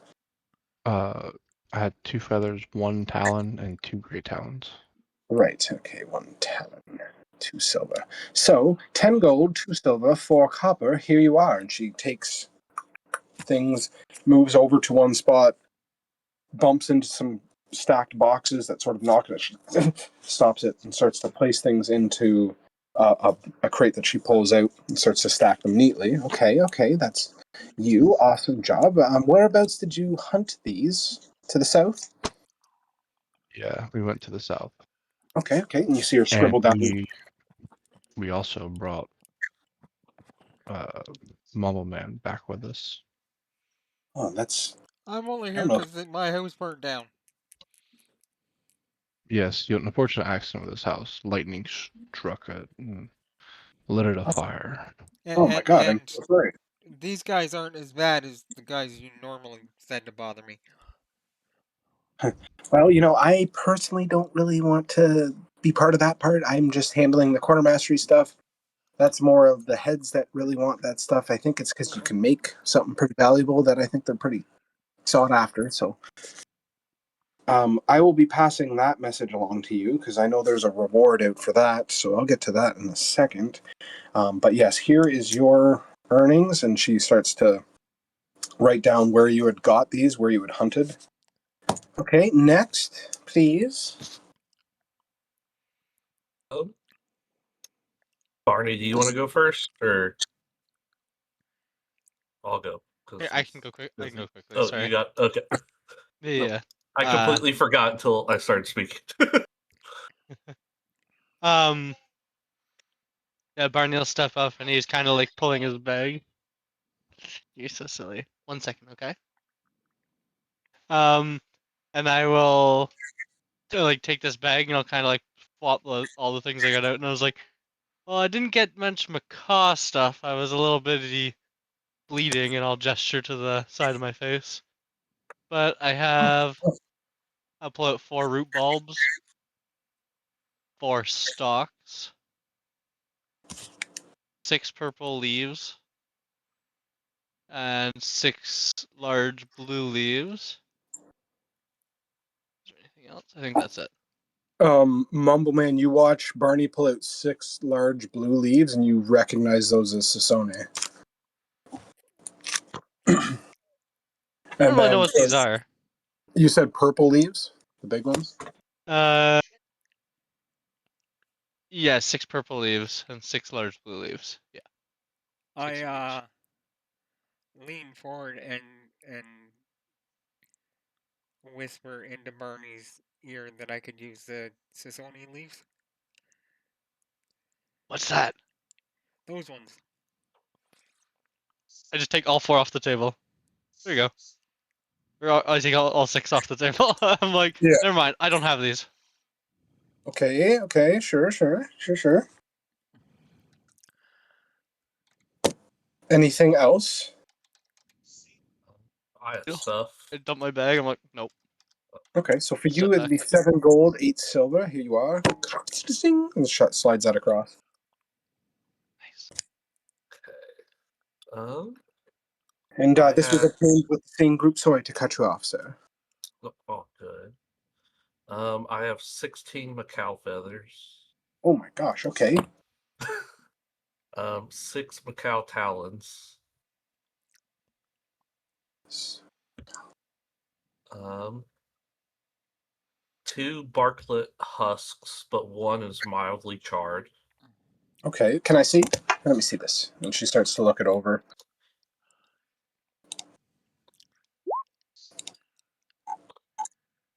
Oh, yeah, it does look a bit burned. I can at least give you half for that, probably. There's a Bartlett core that has an arrow stuck in it. Okay, I can see. I'll probably give you half of that, too. Can't guarantee that being useful to them or not. I'll let them decide. Have 3 of the Carrar stalks.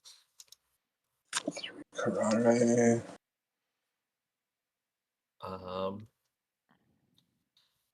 I don't know if these are worth anything, but I have 3 cactus flowers. Okay. Oh, I'll have to do some studying on that. Definitely are. It's more so if you are to extract the liquid from these into a vial. That vial can be quite valuable if you do. What would that liquid be called? It's most likely Desert Desire. Okay, I'll keep those then. Okay.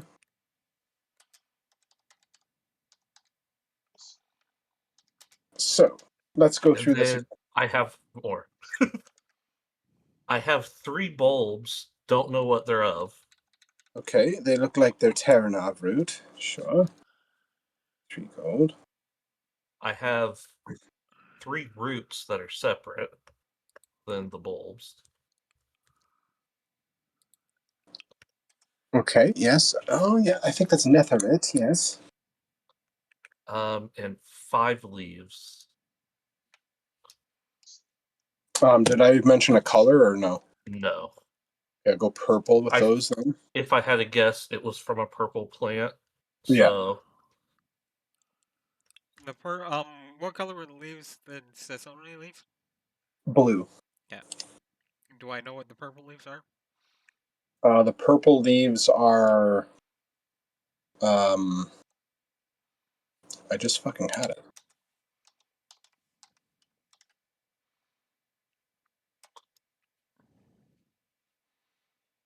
Is this one a leaf?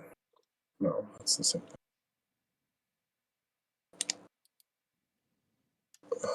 Six. Oh, 1 second, please. No problem.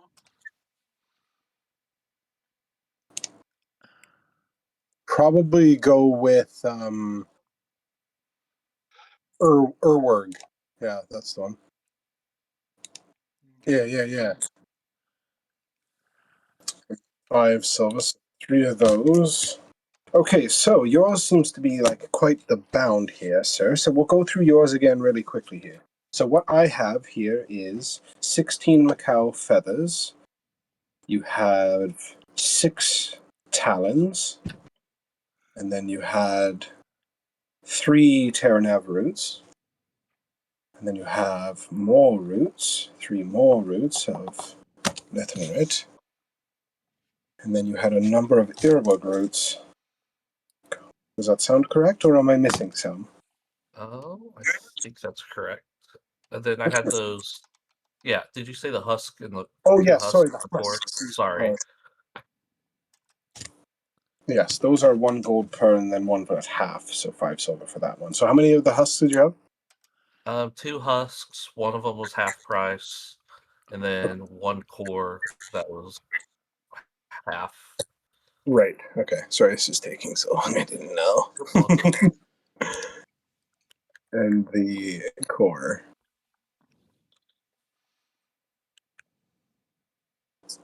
So half, so 1.5. Okay, so 1.5. So let me do a quick tally here. Would you like this transmitted into gold, or you just want it straight as it is? Gold's fine. Okay, so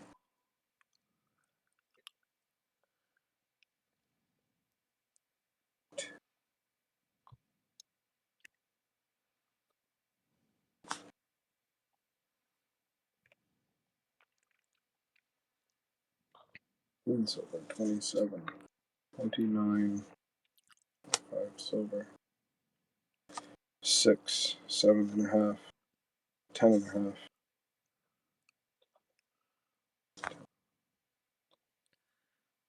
So we go now to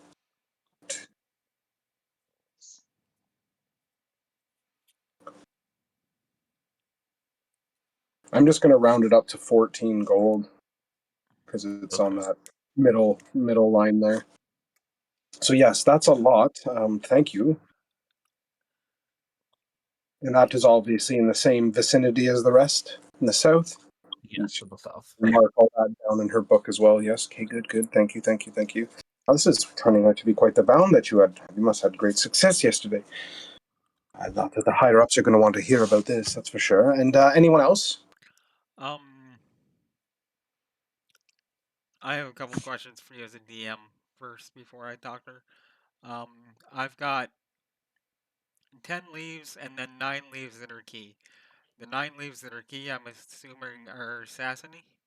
Yeah. Yeah. And then the 10 leaves, I just marked Earwig because that's your other leaf that you've got right now. Yep. Okay. Um, uh, I do have 4 bulbs that you just mentioned were Tarnov root to Yeah. Tarano root. Yep. And I do have a flask of fluid from the flowers, so that's the Desert Desire or Desert. What did you call it? The flowers or the cactus? I think it was from the Those were like flowers the because liquid. The flowers is Bralia. it's Bravia liquid cat. Yeah. So Yeah, that'll be. Yeah. That's a good one. yeah. All right. I'm not prepared to surrender any of this. Oh. Okay. Okay. Okay. Hey, that's up to you if you want to keep it. Of course, we're just here to exchange. It was all part of the buy-in program. A lot of these alchemical ingredients were sought after by the guild. They put out a bit of a bounty hunt for everyone to go get them. Most people did return yesterday, but I guess if you got stuck outside, I understand. Sorry. So did we win? I mean, you guys did turn out quite a bit. This definitely will be passed along to the guild on top of finding Mumbleman, which obviously here she kind of goes back, starts to begin to count coin into a sack. You can hear that. But this, here you go. And she just sort of hands it to the first person mentioned, which is Altair, which is a sack of 100 gold. Now, does anyone else have anything to quickly exchange? If not, I'm going to have to go grab you there. Can you just go get Elvia one more time, please? I think he looks in the hall. He's like, hey, he's not around. Go find him. Fuck. Thank you. Yeah, I'm pretty sure they're going to want to have a word with you, Mr. Mumbleman. Just to give you a heads up, we've got a lot of rumors that your remedies are highly sought after, and there's a bit of I think, a bargain they want to try and present you, but that's up to you. But sorry, I didn't get through the rest of everyone here yet. Um, I take a look at the other supplies and stuff she's got in there. Are there Mhm. things that I recognize that I could use for other things we haven't discussed? Like you're looking for ingredients and stuff? Yep. Like I Is there- know um what I need for the moss root potion. But there might be some other stuff that I'm interested in acquiring and trading for if they with this bargain. Okay, there is a number of things here. You haven't really inquired about whether or not a lot of it's for sale or stuff yet, but you can see that there is a number of crates and baskets and stuff full of much of the similar type things that you all have been bringing in. Yeah, because a lot of the stuff that I would have had at the house or whatnot or access to, I no longer have access to. Yeah, they don't. There's not so much a lot of like equipment here, but there's a lot of materials, supplies. The bones, talons, husks. Yeah. Just everything like that here. And she's in the midst of all trying to keep that all together. So I first, I guess I distribute the gold. So everyone gets 23, and I'll take the odd number, so I get 22. That's including the stuff that my character traded in and the 100 from Mumble. Okay. So does Mumble Man get that as well? Yeah, Okay. 23. Cool.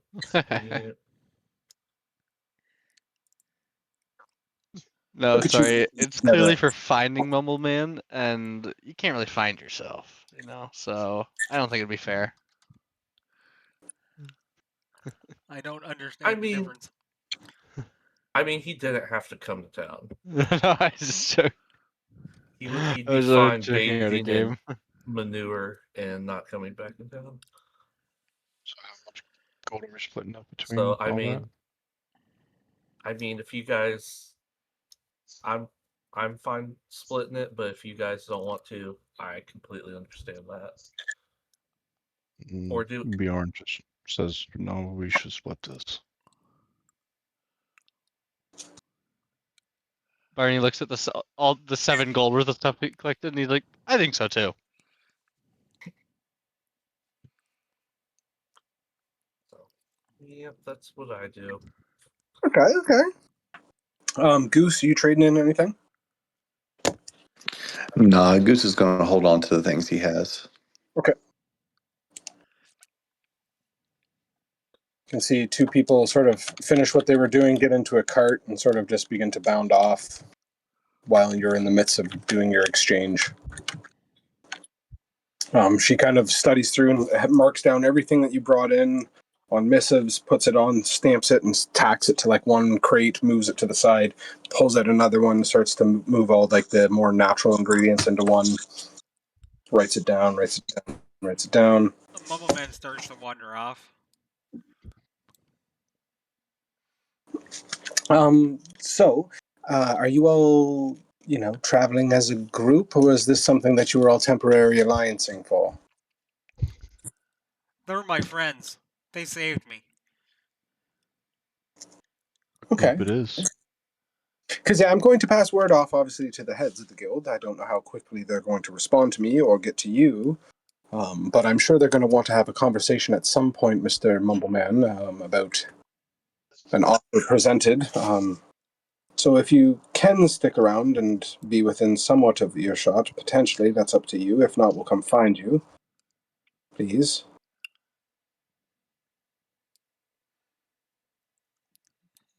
Mumble Man looks at her and sighs deeply. Whatever. As you start to walk away and wander off, but Yeah. she then turns to you, Bjorn. She's like, "Well, if he, try to keep him around. I think they're going to try to present some sort of lucrative offer to him. If not, so be it. It's a free world after all." Also, I'm going to put in a good word for what you've all brought forth to the guild today. They might have further work for you guys if you're interested. If not, there's a number of boards across the city that was updated as of yesterday that have a bunch of new work that was requested by the guild. So you can have at that if you wish. Again, also just be wary of certain parts of town. There was an attack last night. I'm not sure if you had heard, but there's a few hot spots in towns right now that the guards have been sort of patrolling, keeping busy. Says, yeah, I'll do my best, but my man kind of does his own thing, but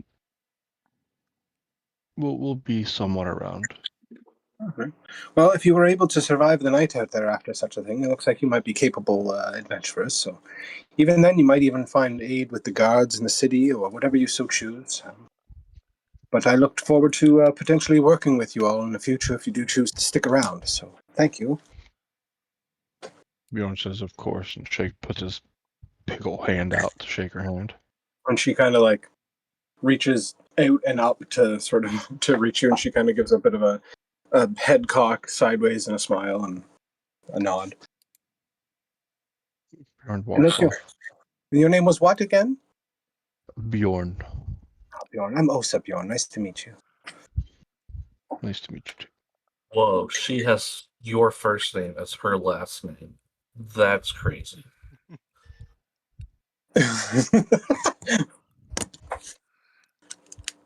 So does that mean somewhere out there there's a Bjorn? Very possible. It's like, that's weird because my name is Bjorn Orsa. Nice to meet you. But she begins to turn to go back to her duties, moving boxes, moving crates, and then you can see her handling sacks of clangy metallic objects and sort of tucking them back in places. But Well, once again, the city is yours. well, Barney was walking with Mumbleman out of here. Barney's like explaining to him, he's like, they already gave us the gold. If you don't like what they say, we can just get out of here. It just said, come to town. You don't have to do anything else. True. But Do you know how to? they won't leave me alone. I know. 50 years. 50 years they've been bothering me. Do you know how to extract desert desire from these cactus flowers?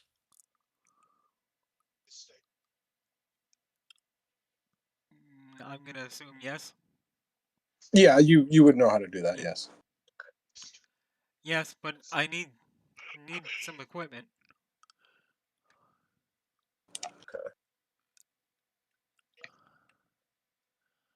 Holy So crap. what is it, the stuff you call? How do you make the stuff? Is there a certain thing that's called? And the mushroom potion or something else? No, in general, like what is it called when you're mixing potions to mixing stuff to make potions? It's the science of alchemy. It's Alchemy. precise Okay. measurements and heat and when to do it and what powders to add. It's all very, very fascinating. Okay. Bjorn wants to walk that back down in there and kind of call out to Osa right quick. Oh, so back so soon. What is it? Quick question. Would you happen to know where I could get a small alchemy set? There's a number of markets in town. I'm sure you'll be able to get some alembics and things like that. We don't I'll keep looking supply here. any sort of like brewing components here. Just we have all the materials. I kind of just handle like the take-in for the guilds here. I don't really sell out of Well, here. yeah, I didn't think you would be able to sell me. I'm just, you more being a local, if you would know the right shop to go to.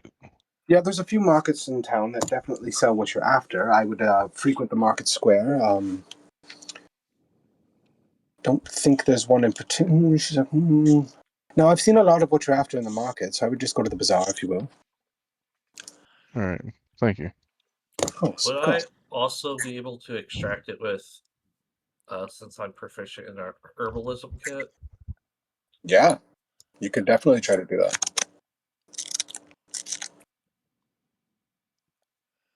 Um, Cody, Come I there. have a question for you with the house fire and what I was able to grab on the way out, what I had on me in that chest.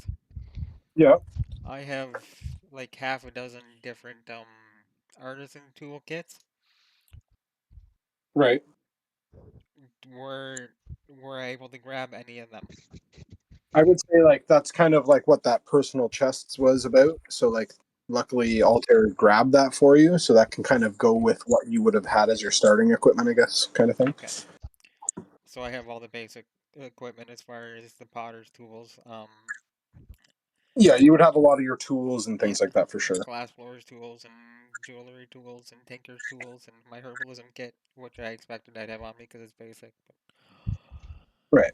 All right, I just wanted to make sure. Okay. Um, one of the other things that occurred to me, uh, I call Altair over. Can I get into my chest for a quick second? Yeah, I'm getting tired. I'm not that strong.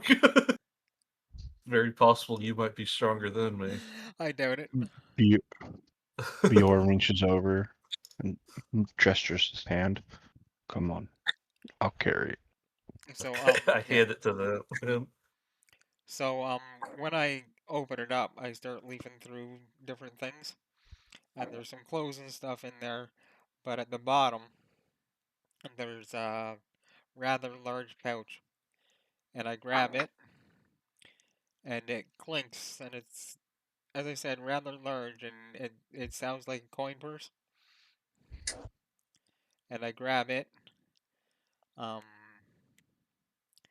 and I take the gold that I was given, and I dump it in there, and then um,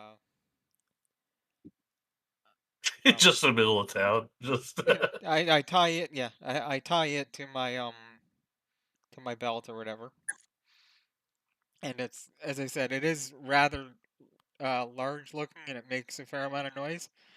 But just if anybody's paying attention, um, when I opened it up, it was all silver and copper. Um, and in the process of, putting everything back and stuff, I happened to leave out on the ground a pair of dirty underwear that I completely miss and don't even realize is there. And I tie the chest back up and hand it over to Bjorn. since my guy doesn't wear underwear, I just pick it up and hand it back to him. I Doesn't grab it really know what it is. and kind of throw it underneath the table on the other side. How much does a chest weigh? How much? I think they're 10 pounds empty, but hang on a second. Yeah, I'm just thinking of all your shit in there too, right? Well, yeah. The Hang on a kits second. are heavy. Yeah, some of the kits are heavy. Hang on just a second.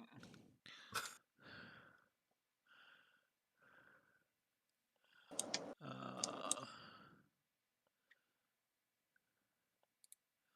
I've got the weights for the chest, so that's 12, 21, 26, about 30 pounds, and then the weight of the chest. So about 40 pounds. So not horrible. I'm And-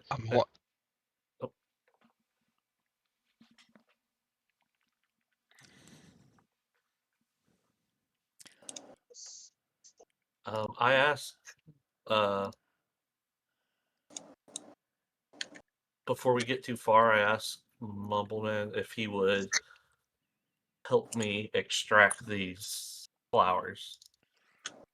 Or is that like a super long process? Or It's It's gonna not. take some time, and we'll need a bit of privacy, but okay, it's not a super long process. okay. Fucking emerge right up under the ground. Couldn't even I'll make fucking sure. work. I'll make sure.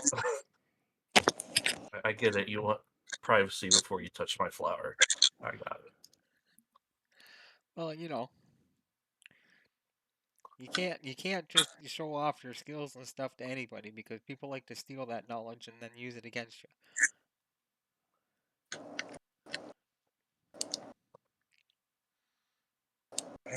Oh, this one looks all right. Yeah, doesn't look like any overgrowth here. Move along. Um, Guys, I think I'm gonna go look for an inn or something around here to maybe stay in for the night, Okay. or a building or something we can maybe rent out. well, I'm gonna need to go to a, what do they call it? I think they call it a market. Because I need some food and I need a new backpack and I need some cordage and I need some cloth and I need some leather and some rope maybe and ooh um a shield. Yeah, if I could get a shield, that'd be really good. We'll go to the market first. Same. I need a magic item vendor if we can find one. You will have to do some searching. And search I shall. Indeed, indeed. Yes, because magical items, just so everyone knows, are a bit rarer. I'm not. I've fallen into this trap before. So I can be a bit more reserved. But yes, they're definitely obtainable. It's just some things are valuable and some things are hard to find. Well, let's head over to the market then, so you can get the things you need. You can see a few guards that have passed by in the moment too, as well as they're sort of inspecting properties, looking at houses and stuff. People sort of spread out, and here you can see a couple women have come up and sort of looked at the board. One person even just sort of like grabs some things off of it and goes and sits down with one of them and sits over here. But yeah, you all begin to sort of head off towards the familiar market area in which you had been before.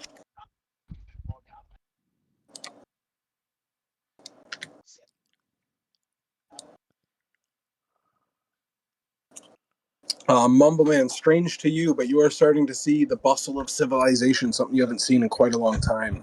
As you move into this area, this busy sort of market district here, people bustling around, moving in groups, passing through, carts moving through, stopping, and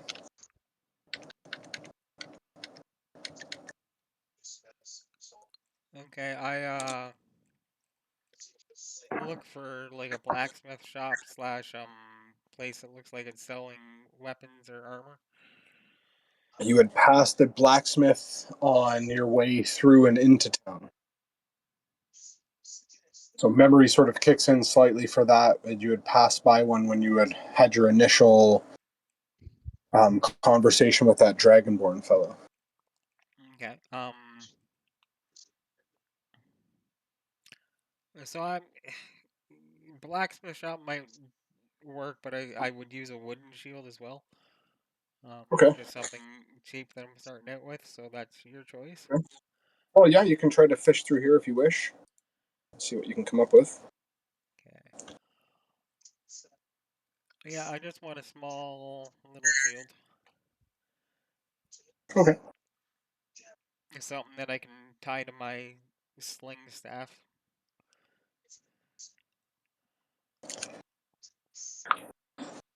Very well.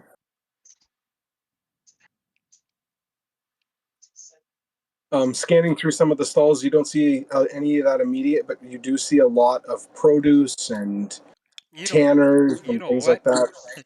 And instead of a shield, I just had an idea. Uh, can I find the top to a barrel or cask That's and definitely obtainable. and use it as a shield sort of Okay. item? Um, are you just going up to any old random barrel?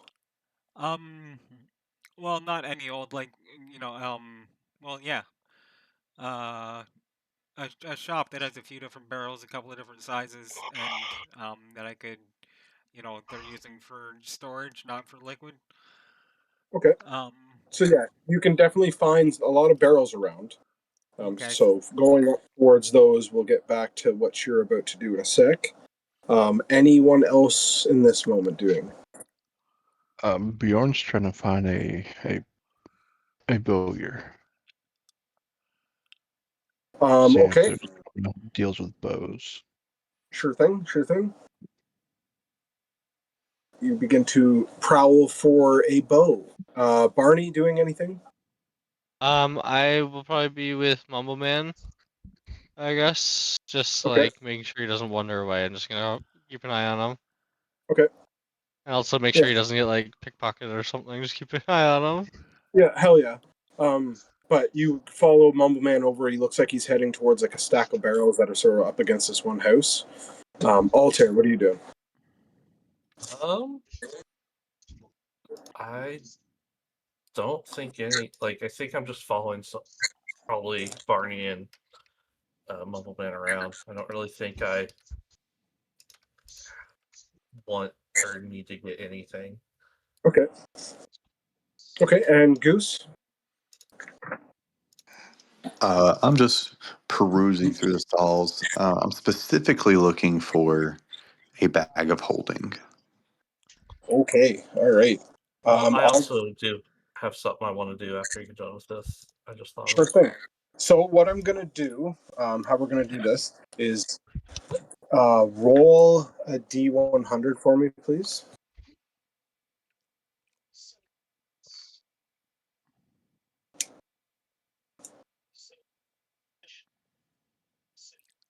Yeah, that's pretty good. Okay, so You begin to prowl through the market, and your scan. You move up to one, you look around, you don't see anything. You move up to another one. Oh, this is all pottery and bullshit.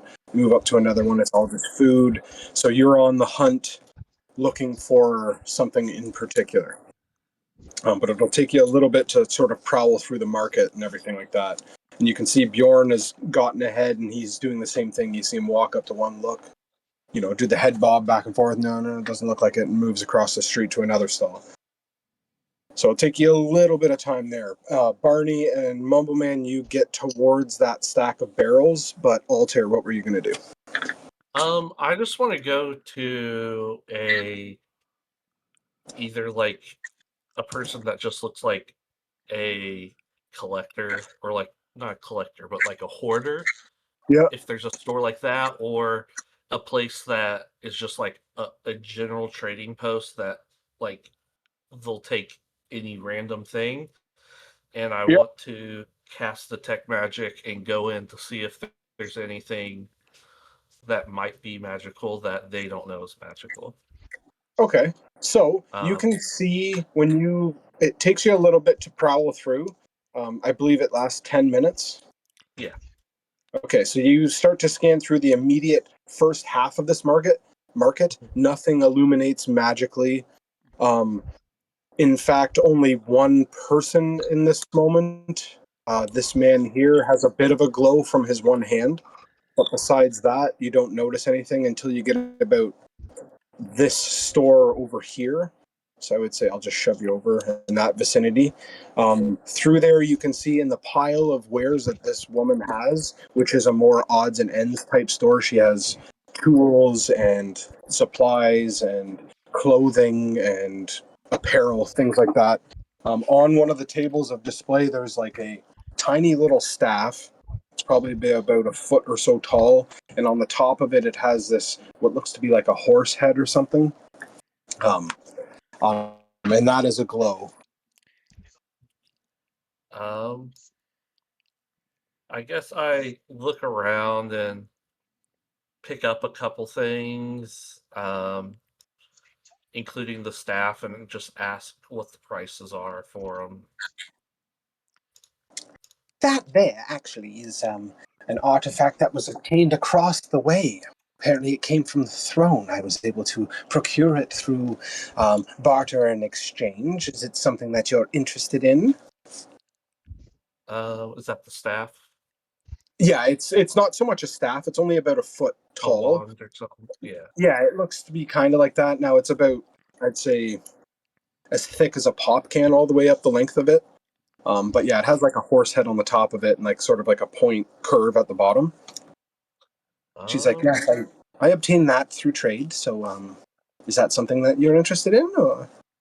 um, I know artifacts from I'm afar are interested, usually sought but after. So yeah, I'm interested. I don't know. Yeah, I just want to. I'm always interested to hear about it, and yeah, I believe it just is some sort of relic from the past.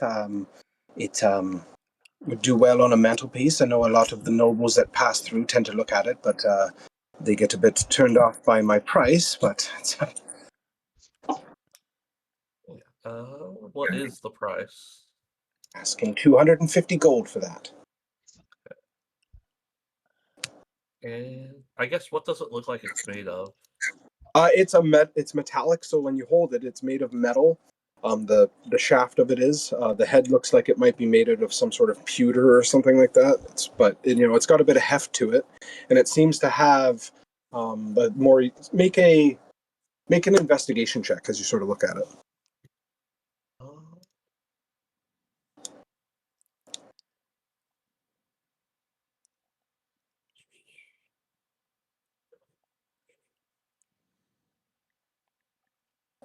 Okay, so not bad. So as you start to scan through it while you're talking to her, you notice that near the top of the head, where the engraved horse head is, there seems to be like either like a I don't want to say like a button, but a recess like area where you might be able to fit something into it. But besides that, it seems to have a bit of heft to it. It probably weighs about 5 pounds. Now, I will admit, if you're not going to buy, I would recommend you put down the merchandise, please. And she waving it around all willy nilly. Yeah, I'll set it down for right now. I said, um, I guess other than it looking nice, it might just. I bet you could just whack someone across the head with it in emergencies, right? Well, I That's mean, it about has it. got some, but I mean, to me, it looks more like a precious artifact that I would want as a display piece, personally. But if you were to happen present me with 250 gold, you can smash anyone across the head with it if you like. Um, I might come back for it. I don't have that quite right now, but Okay, maybe okay, here if you still have it in the future. okay, very well. And she comes over and slightly tries to guide you on putting it back down. Okie dokie. Okay. And after that interaction, Mumbleman, you get to the top of a barrel. Are you? What do you wish to do with this barrel? Is it roughly medium to smaller size? Yeah, yeah, it would make a decent wooden targe. And the You'd have to. top, yeah, the barrel top will just pop off because Yep. that's the way it's designed. I look around for the proprietor of the store wherever I'm at. Oh, okay, okay. So yeah, so you can see as you do walk over. I was just gonna see. Yeah, so the lady does see you walk over. Sorry, I don't know why it's like +4. Jesus. But still 18. She watches you walk over and pop off the top of this barrel, and she sort of looks at you kind of confused for a second before you walk over to her. She's like, "Oh, yeah, hello. Can I help you with that? Are you okay? Are you lost?" I'm fine. I'm just was admiring this fine piece of craftsmanship. It is a And That's a barrel lid. I'm well aware, but I have use for it. Would you be willing to part with it? Uh, sure, it usually goes with the barrel, but I guess you can have the lid. And she sort of walks over and looks in. She's like, "You can definitely have the lid. Uh, I don't know. Give me a couple copper for it. It's yours." Um, well, definitely here. And I grab my giant coin purse and I leaf through and reach in with my thumb and my forefinger and I pull out a copper and then I pull out a second one and then I close it back up and give her 2 copper for the barrel top. She's like, she kind of stops for a second, Barney. You sort of watch this go down, and she's like, "You should, you should probably put that away." And she looks to you, Barney. She's like, "You, is this your dad?"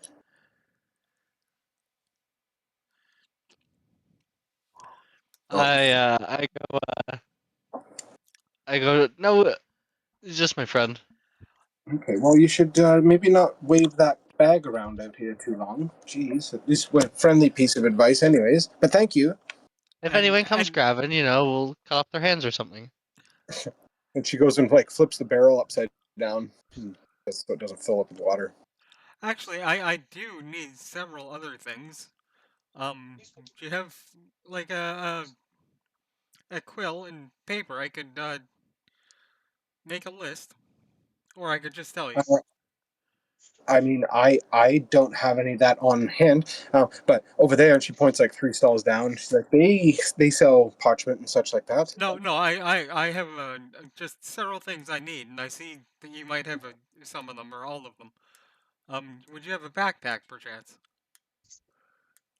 No, sorry, I don't Uh, sell backpacks. what about any silk rope? No, Bedroll? no, sorry. I think you're looking at the wrong stall, sir. I don't sell household items or things like that. I sell produce, and you can see as you look around, the barrels that she had were full of stuff, and then she's got a bunch of vegetables and some slightly turned fruit, and Well, see, my dear lady, you can help me out, because I do need some food. Do you have any hardtack or rations? indeed, I do have that. I have some dried variants, but it's of the vegetable variety. I don't have any dried meat. Well, I'll take some of the dried veg that you've got. Okay, okay, okay, okay. How much are you looking for? She begins to package. Just enough to get me through a few days. Okay. Few days rations, which will put you at about 9 rations total. If you're eating 3 times a day. Yes, that sounds about right. Okay. Oh, oh, oh, oh, oh. I'll probably put you about 3 silver. 5 silvers per. Okay, so sorry, 5 silver.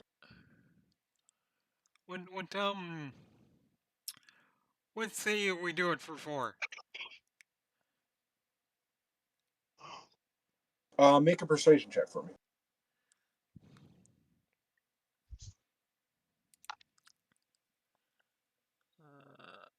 You can see she's in the midst of now, like, still gathering up persuasion. Okay. You can see she's like, yeah, okay, and she. Let me see if this, and you see her. Nope. She hands you over the rations, and she agrees. And I do the And same gives. thing with the coin purse where I open her Yeah, up yeah. rather wide and I reach in and grab 1 coin at a time very slowly. Okay. And you do. Barney, you're in the midst of sort of taking in this conversation, and for a split second, you feel your necklace sort of thrum for a second and vibrate around your neck before it sort of dies off. Me? Yeah. I like Just, all just like a brief moment of like vibration before it stops. I'll kind of like look around. I'm like, what's this guy trying to tell me? I'm just like, do I see anything that looks like like a No, church or something, or like something, or no, not at least in your immediate vicinity. Just as you were in the middle of this sort of side conversation that Mumbleman and this vendor were having, it just sort of happened. Leaves you a I bit just confused. sigh. I just sigh. I'm just like, I don't know what you want. If you want And something, just say it. Don't buzz me. what is this, a fucking pager? But yeah, so that happens. But Goose, you start to peruse through the market, scanning stalls, scanning stalls, scanning stalls. A bit of time goes by. You can get to one section down, probably near the bottom. Shove you down here. This vendor here has a whole number of different cloaks, bags, side packs, bridles with like all those little pockets that are all along it in different spots, and you can see he's in the midst of just sitting there cross-armed, smoking a pipe. You finally catch the eye of like, oh, there's bags here, holy shit, and you start to make your way over to this area. Oi, good day to you. I'm Now, looking what do you for want? a particular bag, and if it has no bottom, then that's even better. A bag without a bottom, you say? Well, it seems like a pretty fucking useless bag to me. Well, I'm not talking about a hole in the damn bag. I'm talking about a magical bag, you buffoon.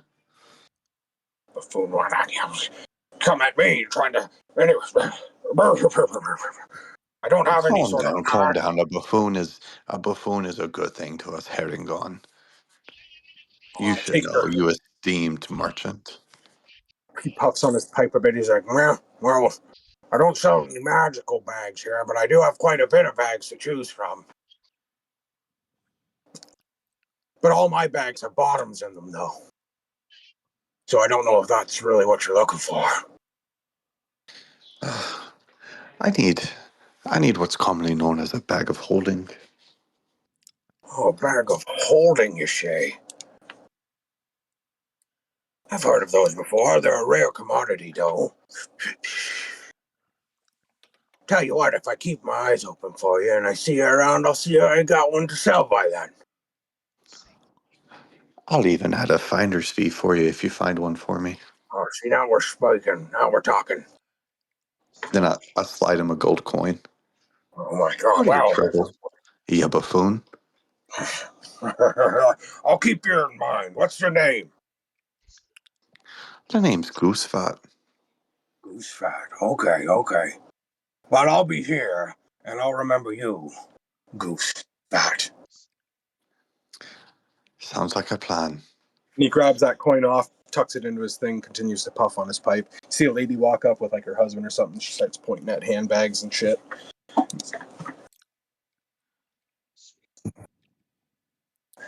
But yeah, your search is going to be a bit difficult. So yeah, with that being mentioned, you're going to obviously keep your eyes peeled, man. Work towards that goal. And yes. You see Alright. Bjorn approaching as well. Bjorn, I think you were looking for a bowyer, you said. Yes. Okay, so you move towards this one here, and you can see that there's a Genasi man speaking to a human man. You can see there's a number of like shoddy looking bows that are hanging from like a rafter without strings on them, and he's just got them hanging. And he sort of side eyes you as you approach, notices you. The others start talking, and he's like one guy's like, "Oh, it's one fucking big man, I'll tell you that." Hey there, can I do for you, chap? Yes, I'm trying to find a good longbow. Good longbow, of course. Reaches up into the rafters and he pulls one down. Is there a preference to timber? I got two here. And he pulls them down. Preferably a sturdy timber, seeing how my big frame, I don't want to snap a bow easily. Okay, I don't have any string for them, but I got these in. And you can see him, he places them down on top of like all his other shit. And you can see one's a darker wood. Give me a perception check, if you will, please. And the other one is like a lighter colored wood. What you notice immediately is the darker colored one looks to be like a really sturdy bow, but the closer you look at it, you can see where the bows would go, where the string, when you bend it over, have slight cracks all up along the wood. Something that he might not have noticed, or at least you being more keen to knowing what you're looking at, see that right away and sort of think, fuck, okay, not so much that one. But there's a lighter colored one that has no cracks on it, but you're unsure of the quality of its wood. At least that one's not cracked, anyways. But I got two I here. Let's do the light colored one, and I want to try to see if I can feel if it feels like it's sturdy or not. Okay. You sort of like grab it for a second, and you hold it up, and you realize that without strings on it, you're not really going to be able to check its tension. But he's like, yeah, I got a couple of those in not too long ago. I know this darker colored one here is a bit heftier. It's got a lot more weight to it, so it's probably more sturdier than you think. Point out the cracks it has, the ring, or the No. Those aren't cracks. Those are just wear and tear. You know, it's a well-used bow. exactly cracks. One good pull, and it'll snap. Well, maybe. Well, you might know, but it looks good to me anyways. But the lighter colored one, And he slides that lighter colored one across, and you sort of grab it. Feels pretty good in the hand. It's pretty light. It's definitely, probably almost weighs as much as your short bow does. How How's that one? much for the bow and probably pushing about 25 gold. 25 go for bow without the string? I'm assuming you don't even have the string here, do you? I've got no strings, man. So what you have here is a curved stick. Listen, man, I know And what I got. you want me to give you 25 gold for that? Yeah, I do. I don't think that sounds too fair, my friend. Oh, yeah? Well, what sounds fair then, big fella? You tell me. Well, seeing how you don't have no string on this, so you can't really tell how much tension you could pull, it's at risk to me.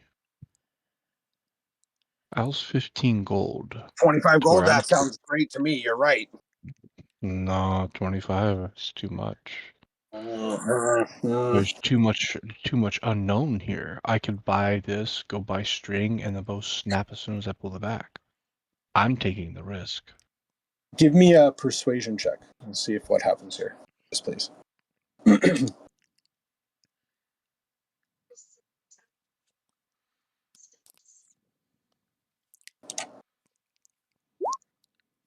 um, you can see him. He's like, 15 gold. You say, how about 20 gold? You want to do 20 gold? I'll knock it down 5, okay? I know it doesn't have a string. I get what you're saying. But a man's got to But eat. 18. You see him look, and you can see the Genasi guy who's just been sort of sitting there quiet. He's like, he just sort of shrugs his shoulder at you and the other guy. Like, you're like, oh, I don't know. And you see him like look around, like, you know what, this one time 18 gold. Deal. And he, like, obviously you still have it. Takes your 18 gold, sort of like slumps his shoulders a bit, like. And the Genasi guy's kind of like, yeah, yep. Does that like Kind puckered mouth thing where he's like awkward, you know, like. of tell him thank you and Yeah, cheers. Have to a good one. kind of ask him, do you know of anybody who would have string to where I can get this bow strung, or where I can string the bow? You could probably try Brescia in center of town. She's a blacksmith over there. She might have some of that. Or that, I don't know. You might be able to find like a canvasser or something that has like rope, string. I don't know. All right. Well, thank you. Uh-huh. Cheers. I kind You of can see him stand like, up all the way now since I was having to bend down to talk to him. yeah, he shuffles all the gold into like his little side pouch there, and he has like a big fucking grin on his face. Okay. So, So long bow. Cody, is there like a general store, adventure store, whatever, where I can get like half a dozen more items? yes. um, Definitely can find what you're looking for with time spent. Just the immediate walk into this market square, you're met with a lot of produce and just that kind of thing. The longer you spend here, sort of perusing through, you'll be able to kind of find what you're after. Now, I know Goose, yours is going to be a bit of a harder thing to find, so it might be asking the right people, I guess you can say. Um, uh, for mine, can I just get basic adventure gear and subtract what the player's handbook says it's worth? That's cool, man. Yeah, I'm down Yep. for that. We don't have to waste more time on that. But yeah, you can obtain like your simple items as like general store goods. Like that's Yep. findable. Um, only thing that is not on here that I'm gonna ask you about is some clay. A couple of pounds of clay. Okay. Okay. There's a potter actually pretty close to where you are. All right.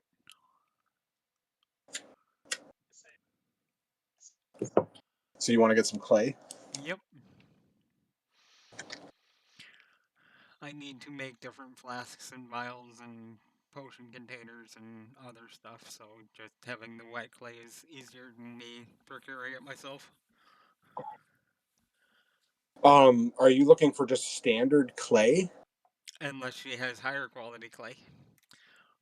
Well, because I'm just looking up clay as a base thing here, but you could probably just like to for expediency's sake here, like standard clay if you want to get can just be found if you like start looking around. You can probably Well, just I know get I can some. find it in like stream beds and river beds and stuff. Yeah, yeah, yeah. But I will have But to like look. magical clay, you might have to inquire with either a No, nothing. blacksmith Yeah, nothing or magical something like or that. yeah. Because I see it says like based on common magical item crafting stuff, there is magical infused clay. We can talk about that stuff later levels. Yeah, yeah. Okay. But yeah, simple clay, yeah, you can find. It won't cost you much. I'd probably say copper, like copper, Okay. cheap stuff.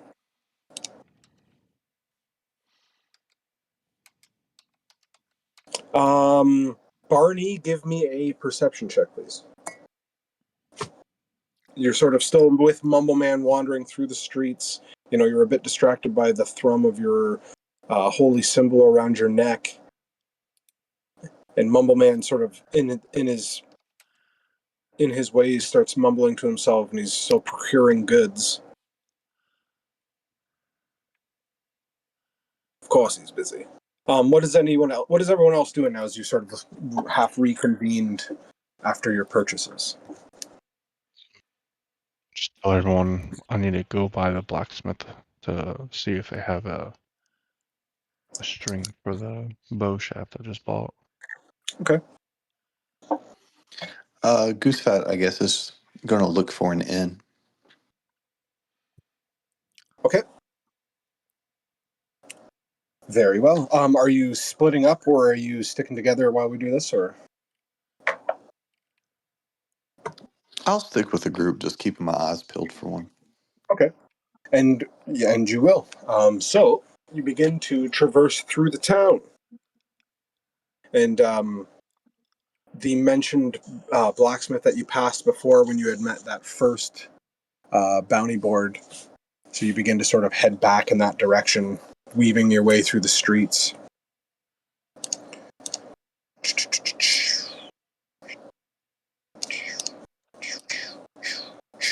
You can see from this building here the smoke that arises, and now the clang of hammer of that ting, ting, ting, and you can see that there's a dwarven woman out there in the midst of hammering ingot as you start to approach. She sort of looks up from you a little bit while still mid-swing, and then like it's like one of those moments, like being dwarven, her being short, she kind of like starts at the feet, slowly works her way to the top as you start to approach her, and she's like, "Well, hello Shit. there, what can I do for you?" By She stops. chance, would you have a bowstring for sale here by chance? For sale, for sale. Everything's for fucking sale. She kind of goes over here. She stops for a second, and you can see her like pull some shit out from one of these large jugs over here, and she's like, Give me a fucking second. climbs up on one step of this shelf to look up on the top part of the shelf, and she pulls down, and you can see her. She, what looks like she pulls out like leather thongs or something like that, large pieces of leather stripping. She goes like, and then fishes through it, and you can see her pull out like almost looks like a ball of yarn, but it's bowstring, and she's like, tosses it up. Do you catch it? Yeah, I catch it. I reach out and just grab it. It's pretty old, but I'm not going to charge you for it. I won't be responsible if it breaks, so just have it. Thank you. Usually use I it to want tie my shit up. My canvas always falls down, but just have at it. I kind of take out a silver piece and toss it to her, or her looking at it.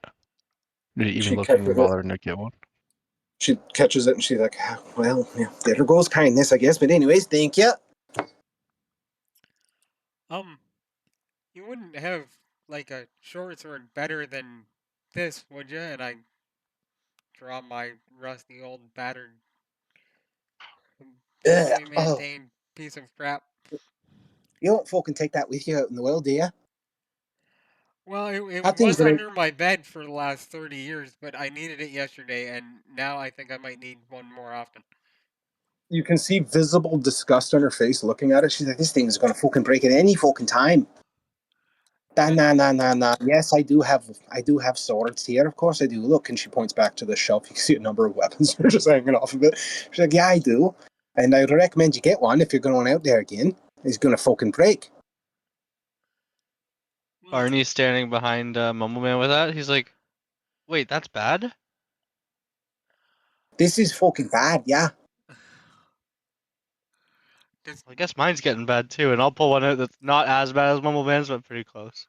And she like covers her face. She's like, Oh my fucking god. Oh my fucking god.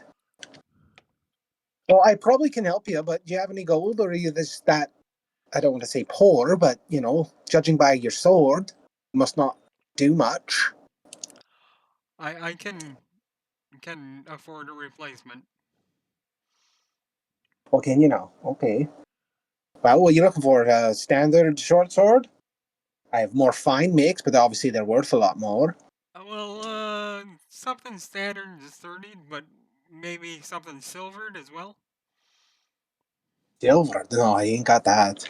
You'd have to present me with some silver ingots in order for me to bolster or temper those ones. Okay, no, your best basic short sword that's gonna hold up with a little bit of maintenance. Okay. Basic? Steel or One for me iron? too, please. Oh, Steel. really? Oh, wow, okay. Are you sure taller fella you don't with a long sword? No, I'm. It's not gonna be my primary weapon. It's just in case. Okay, okay. And you see she has two short swords in her hand. One's made of steel, one's made of iron. You can tell by the shade difference of the metal. The hilts pretty much resemble the same thing. The guard's a little different between the two. But she just kind of holds them out, sets them down on her little table here. She's like, yeah, here you go. Have at. Pick one. And Worth the same. uh, Barney was looking for a short sword too. Aye. That's why I pulled I two upped down. the steel one, but then tell Barney that he should probably take the better of the two, and I'll grab the iron one and give it a couple of test swings. Barney might want It's to a, duck. you realize too in the moment Oh, that your sword would have been steel, so it's a bit heavier, but it's fucking nowhere near as destroyed as yours. Yeah, no, I'd take the iron one in better shape over my old one. Okay. So yeah, you would. This would be a technical, just regular iron short sword. Okay. But the durability would be full, and same goes for the steel one as well. And if I was to trade in the metal of the old sword, would she be able to do anything on the price? You really asked me if I want to take that thing in. Well, you can reforge it. Here, I'll tell you what. I tell you what. Are you traveling with that big fella? Yep. Okay. I tell you what, because he's so nice. I'll put him up on the wall as a display, because I'm not going to bother wasting my time trying to fix him. All right, and we'll make you our primary weaponsmith when we come back to town. Okay. Well, what's your name then? Some people call me the Mumbleman. say it louder so we can hear you. Ah, I'm gonna pat Mumbleman him on the something. back. I don't know who that is. I've never heard of you. Either way. But yes, the swords themselves are 15 gold apiece. They're fine craft. They'll last you a good while, and they're a lot better than what you're fucking using. Well, I'm not paying 15 for iron when he's paying 15 for steel. The same thing, I ultimately. may be old, but I'm not. What's that? You know the. I have most of my marbles. Oh, okay. How about I give you 10 gold and 50 silver pieces.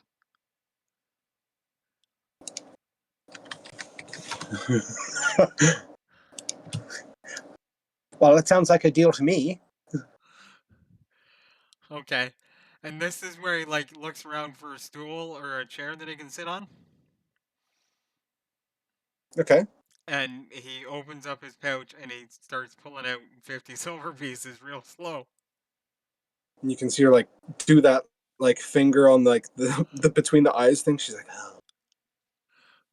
Okay, all right. And she kind of like patiently waits for you, and she looks to you, Barney. She's like, it'd be the same for you, 15 gold.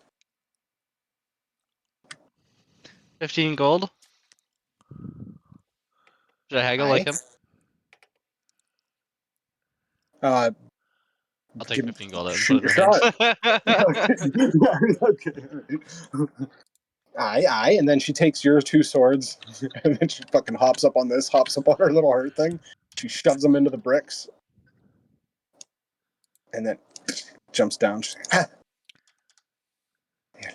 You know, I might get to them one day, but right now I don't have the time for that.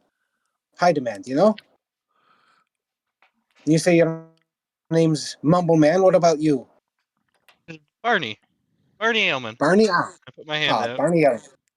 I'm Brescia. Nice to meet you. Nice to meet you.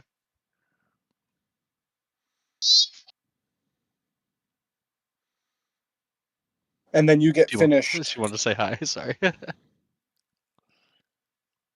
Hello. Hello. Do that quartet thing.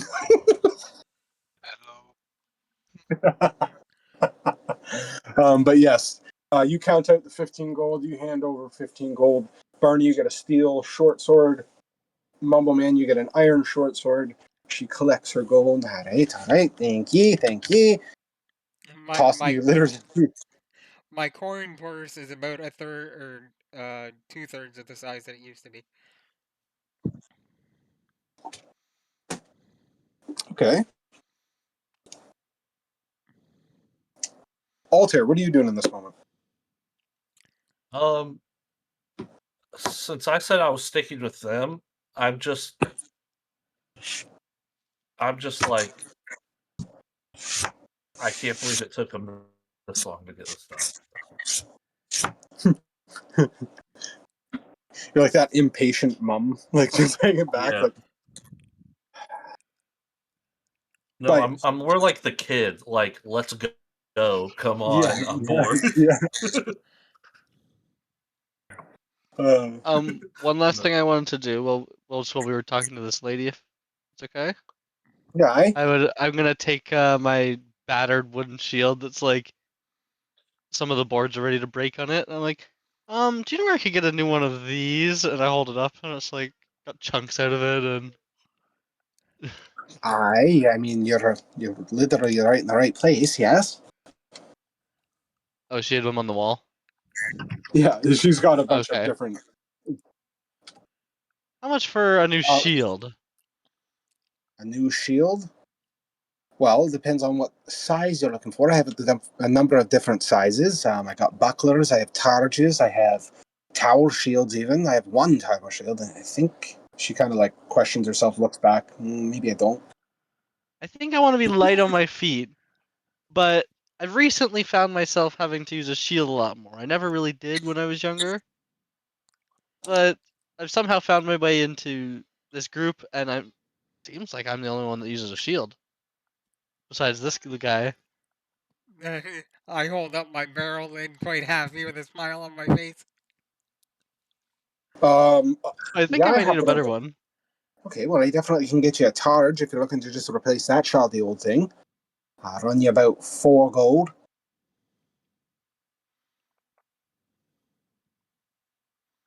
She pulls one off the shelf. It has a big like ball in the center of it, and has like strapping all the way around the outer rim, and it has like a nice leather grip on the inside. Looks in pretty good shape. I'll try it out. I'm like, oh, look, I tried this on. Aye. I'll check it out. See Now, if if you're it's looking for perform something a well. bit bigger, that gives you a bit more protection. That one will run you about 10 gold. I like how light this feels, Okay, and I'll give her the four, was it 4 gold? 4 gold. All right, give her the 4 gold. 4 gold it is. Cheers. Well, Thank you. thank you very much. Aye. Well, thanks, lads. Have a good one. If you're going out to the city, be safe. Now, if you will, I got some hammering to do.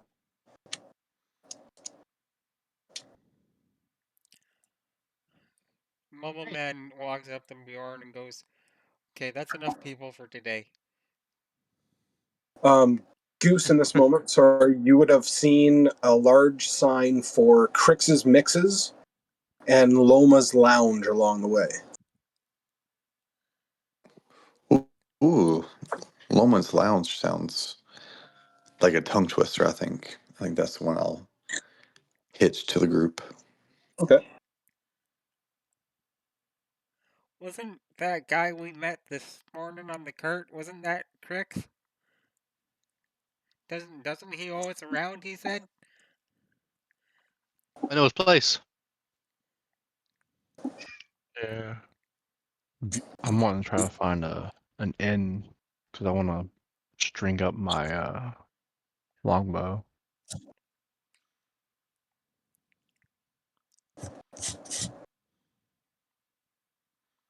Okay. Okay.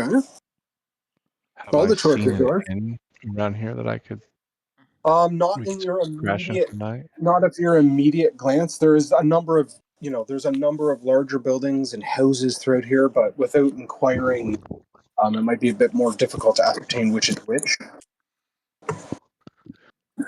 All right. Well, I say we try to find that wagon guy so y'all can get your free drinks and maybe I can ask him if he knows where an inn is we can stay for the night.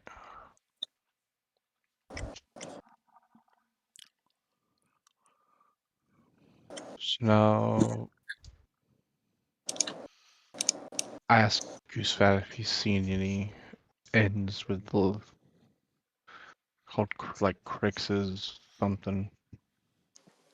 Oh yeah, Because this Crix is a good establishment, but our Loomis Lounge is a bit more classier.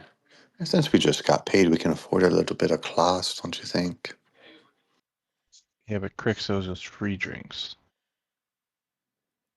I know where Crix's is. I was there yesterday. But Loma's Lounge is probably less busy. Fine. Maybe they'll know where an inn is. Goosefat, lead the way, please, sir. Lead the way. Okay. It's a little bit of backtracking, not too far. It's just up and around the corner. So, and sorry, you're going to Loma's, you said, or Crix's? Loomis. Oh, Loma's. Little bit of backtracking does get you eventually to, um, sorry, get Bjorn back out there. That squared off building with all those different banners and tables that were lining up on different parts. You can see up on the top floor, there's two large interconnected L's that spell something, but as soon as you get closer, you see that it says Loma's Lounge. And you can see there's a couple, people selling produce out in front of it. There's another bounty board out in front of this place too. But you can see there's a whole number of different seats that are all under these little like canvas tops to sort of break the sun if there is any, even though it's a little bit overcast still today. But there's a number of people around here in this bustling part of town as you move closer to Loma's Lounge.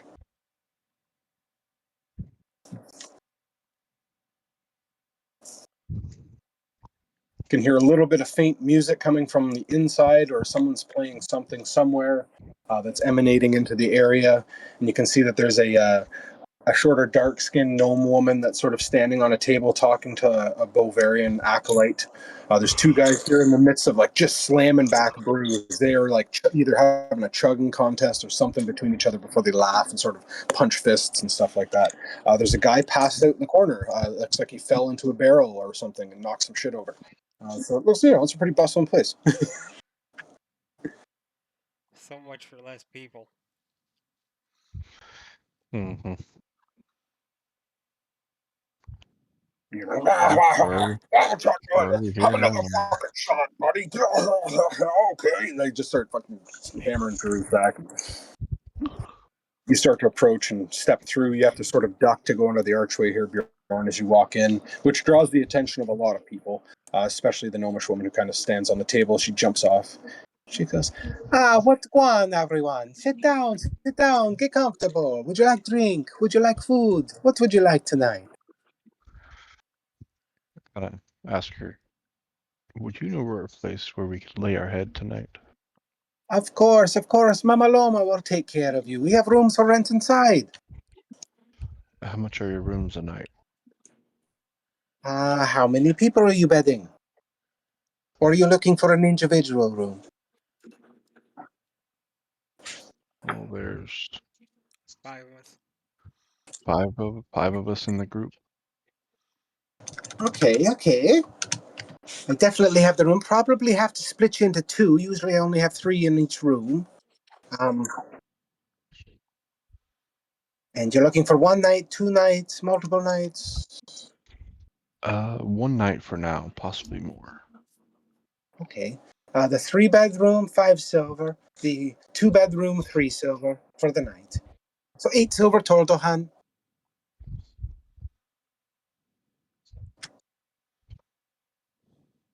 All right. Can I'll put you in raise your 4 roll? silver. Oh, okay. I put in 2 silver. I got. And I'll put in 2. Aye. Thank you, thank you, thank you. The rooms do come with complimentary breakfast, so that'll be ready in the morning, break of dawn. Good Just job. follow your Thank you. nose. Mumbleman asks if the rooms are available now, if he could. Of course they are. You just paid for them, honey. Come on. Well, it's early in the day, and I want to make sure they're clean and ready. Well, as long as you give me my key back when you're done. Yep. No, So yeah, Mumbleman will head to the room so he's got privacy and away from people. Okay, so she gives you one just because of that, but yeah. And then Bjorn gives you the other one for the 3 bedroom. Okay. Well, Bjorn just kind of goes to the room too because he wants to start patching together his bow. Okay. I ask if Bumble wants to, I guess, be in the same room with me. I won't touch his shit. We can work on getting the Yeah. harvested if you want. Yeah. Okay. So you guys are looking to have like a little bit of a short rest thing here where you can do some downtime stuff? Sure. Yeah. Okay. Which you definitely can do. Bjorn, you start to head to your room. What would Barney be doing in this moment?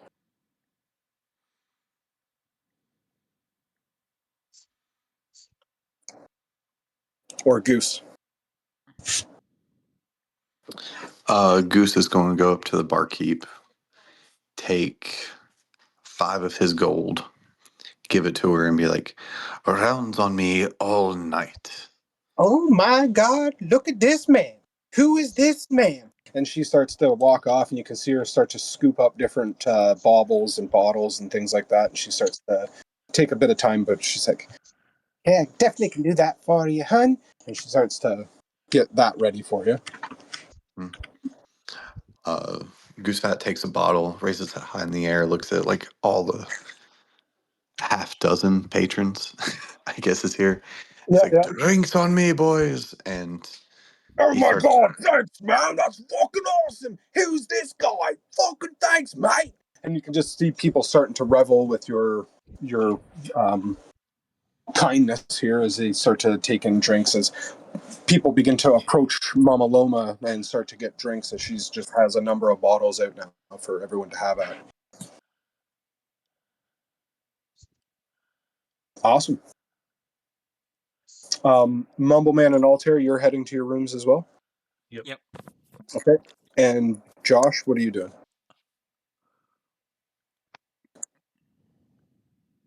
Busy. Barney's going to probably drink, I would imagine, with Goose, is my guess. Yeah. All That right. would be a So, fair with guess. that, this downtime stuff, is it the quick things that you guys wanted to go through, like Bjorn's stringing your bow and testing it out and things like that? Yeah. That's what I'm wanting Okay. to do. Okay. There's 2 things that I wanted to do. One is help Altair out, Okay. do my own at the same time, so walk him through that process. And Okay. then I'm gonna spend like one. I prefer the privacy, so stay in the room for that. But 2, I'm gonna start modifying the barrel lid using my tinker's tools and some rope and cordage that I've bought to Okay. make it into a usable shield. Sweet. Okay. Goose, you're drinking? Yeah, he'll be drinking. Okay, so can you give me a Constitution saving throw, please? As you start to mix together a whole bunch of different stuff that Mama Loma's presented to you. I'm sure Barney will partake in that once they get back. Okay, not bad. It does start to hit you after, about the hour or so that everyone's gone away to do their downtime activities. The revelry that you do in that moment, starting to catch a buzz, but you're not completely hammered yet. So, which is good. And I would probably say in this moment we'll call tonight's session 2 and pick up with what happens post downtime stuff. If that's okay with everyone. It is 10:45. Yep. Okay. Okay. Yeah. Sorry, I'm responding to a message I'm seeing.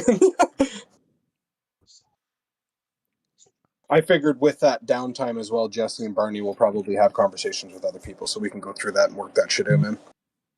I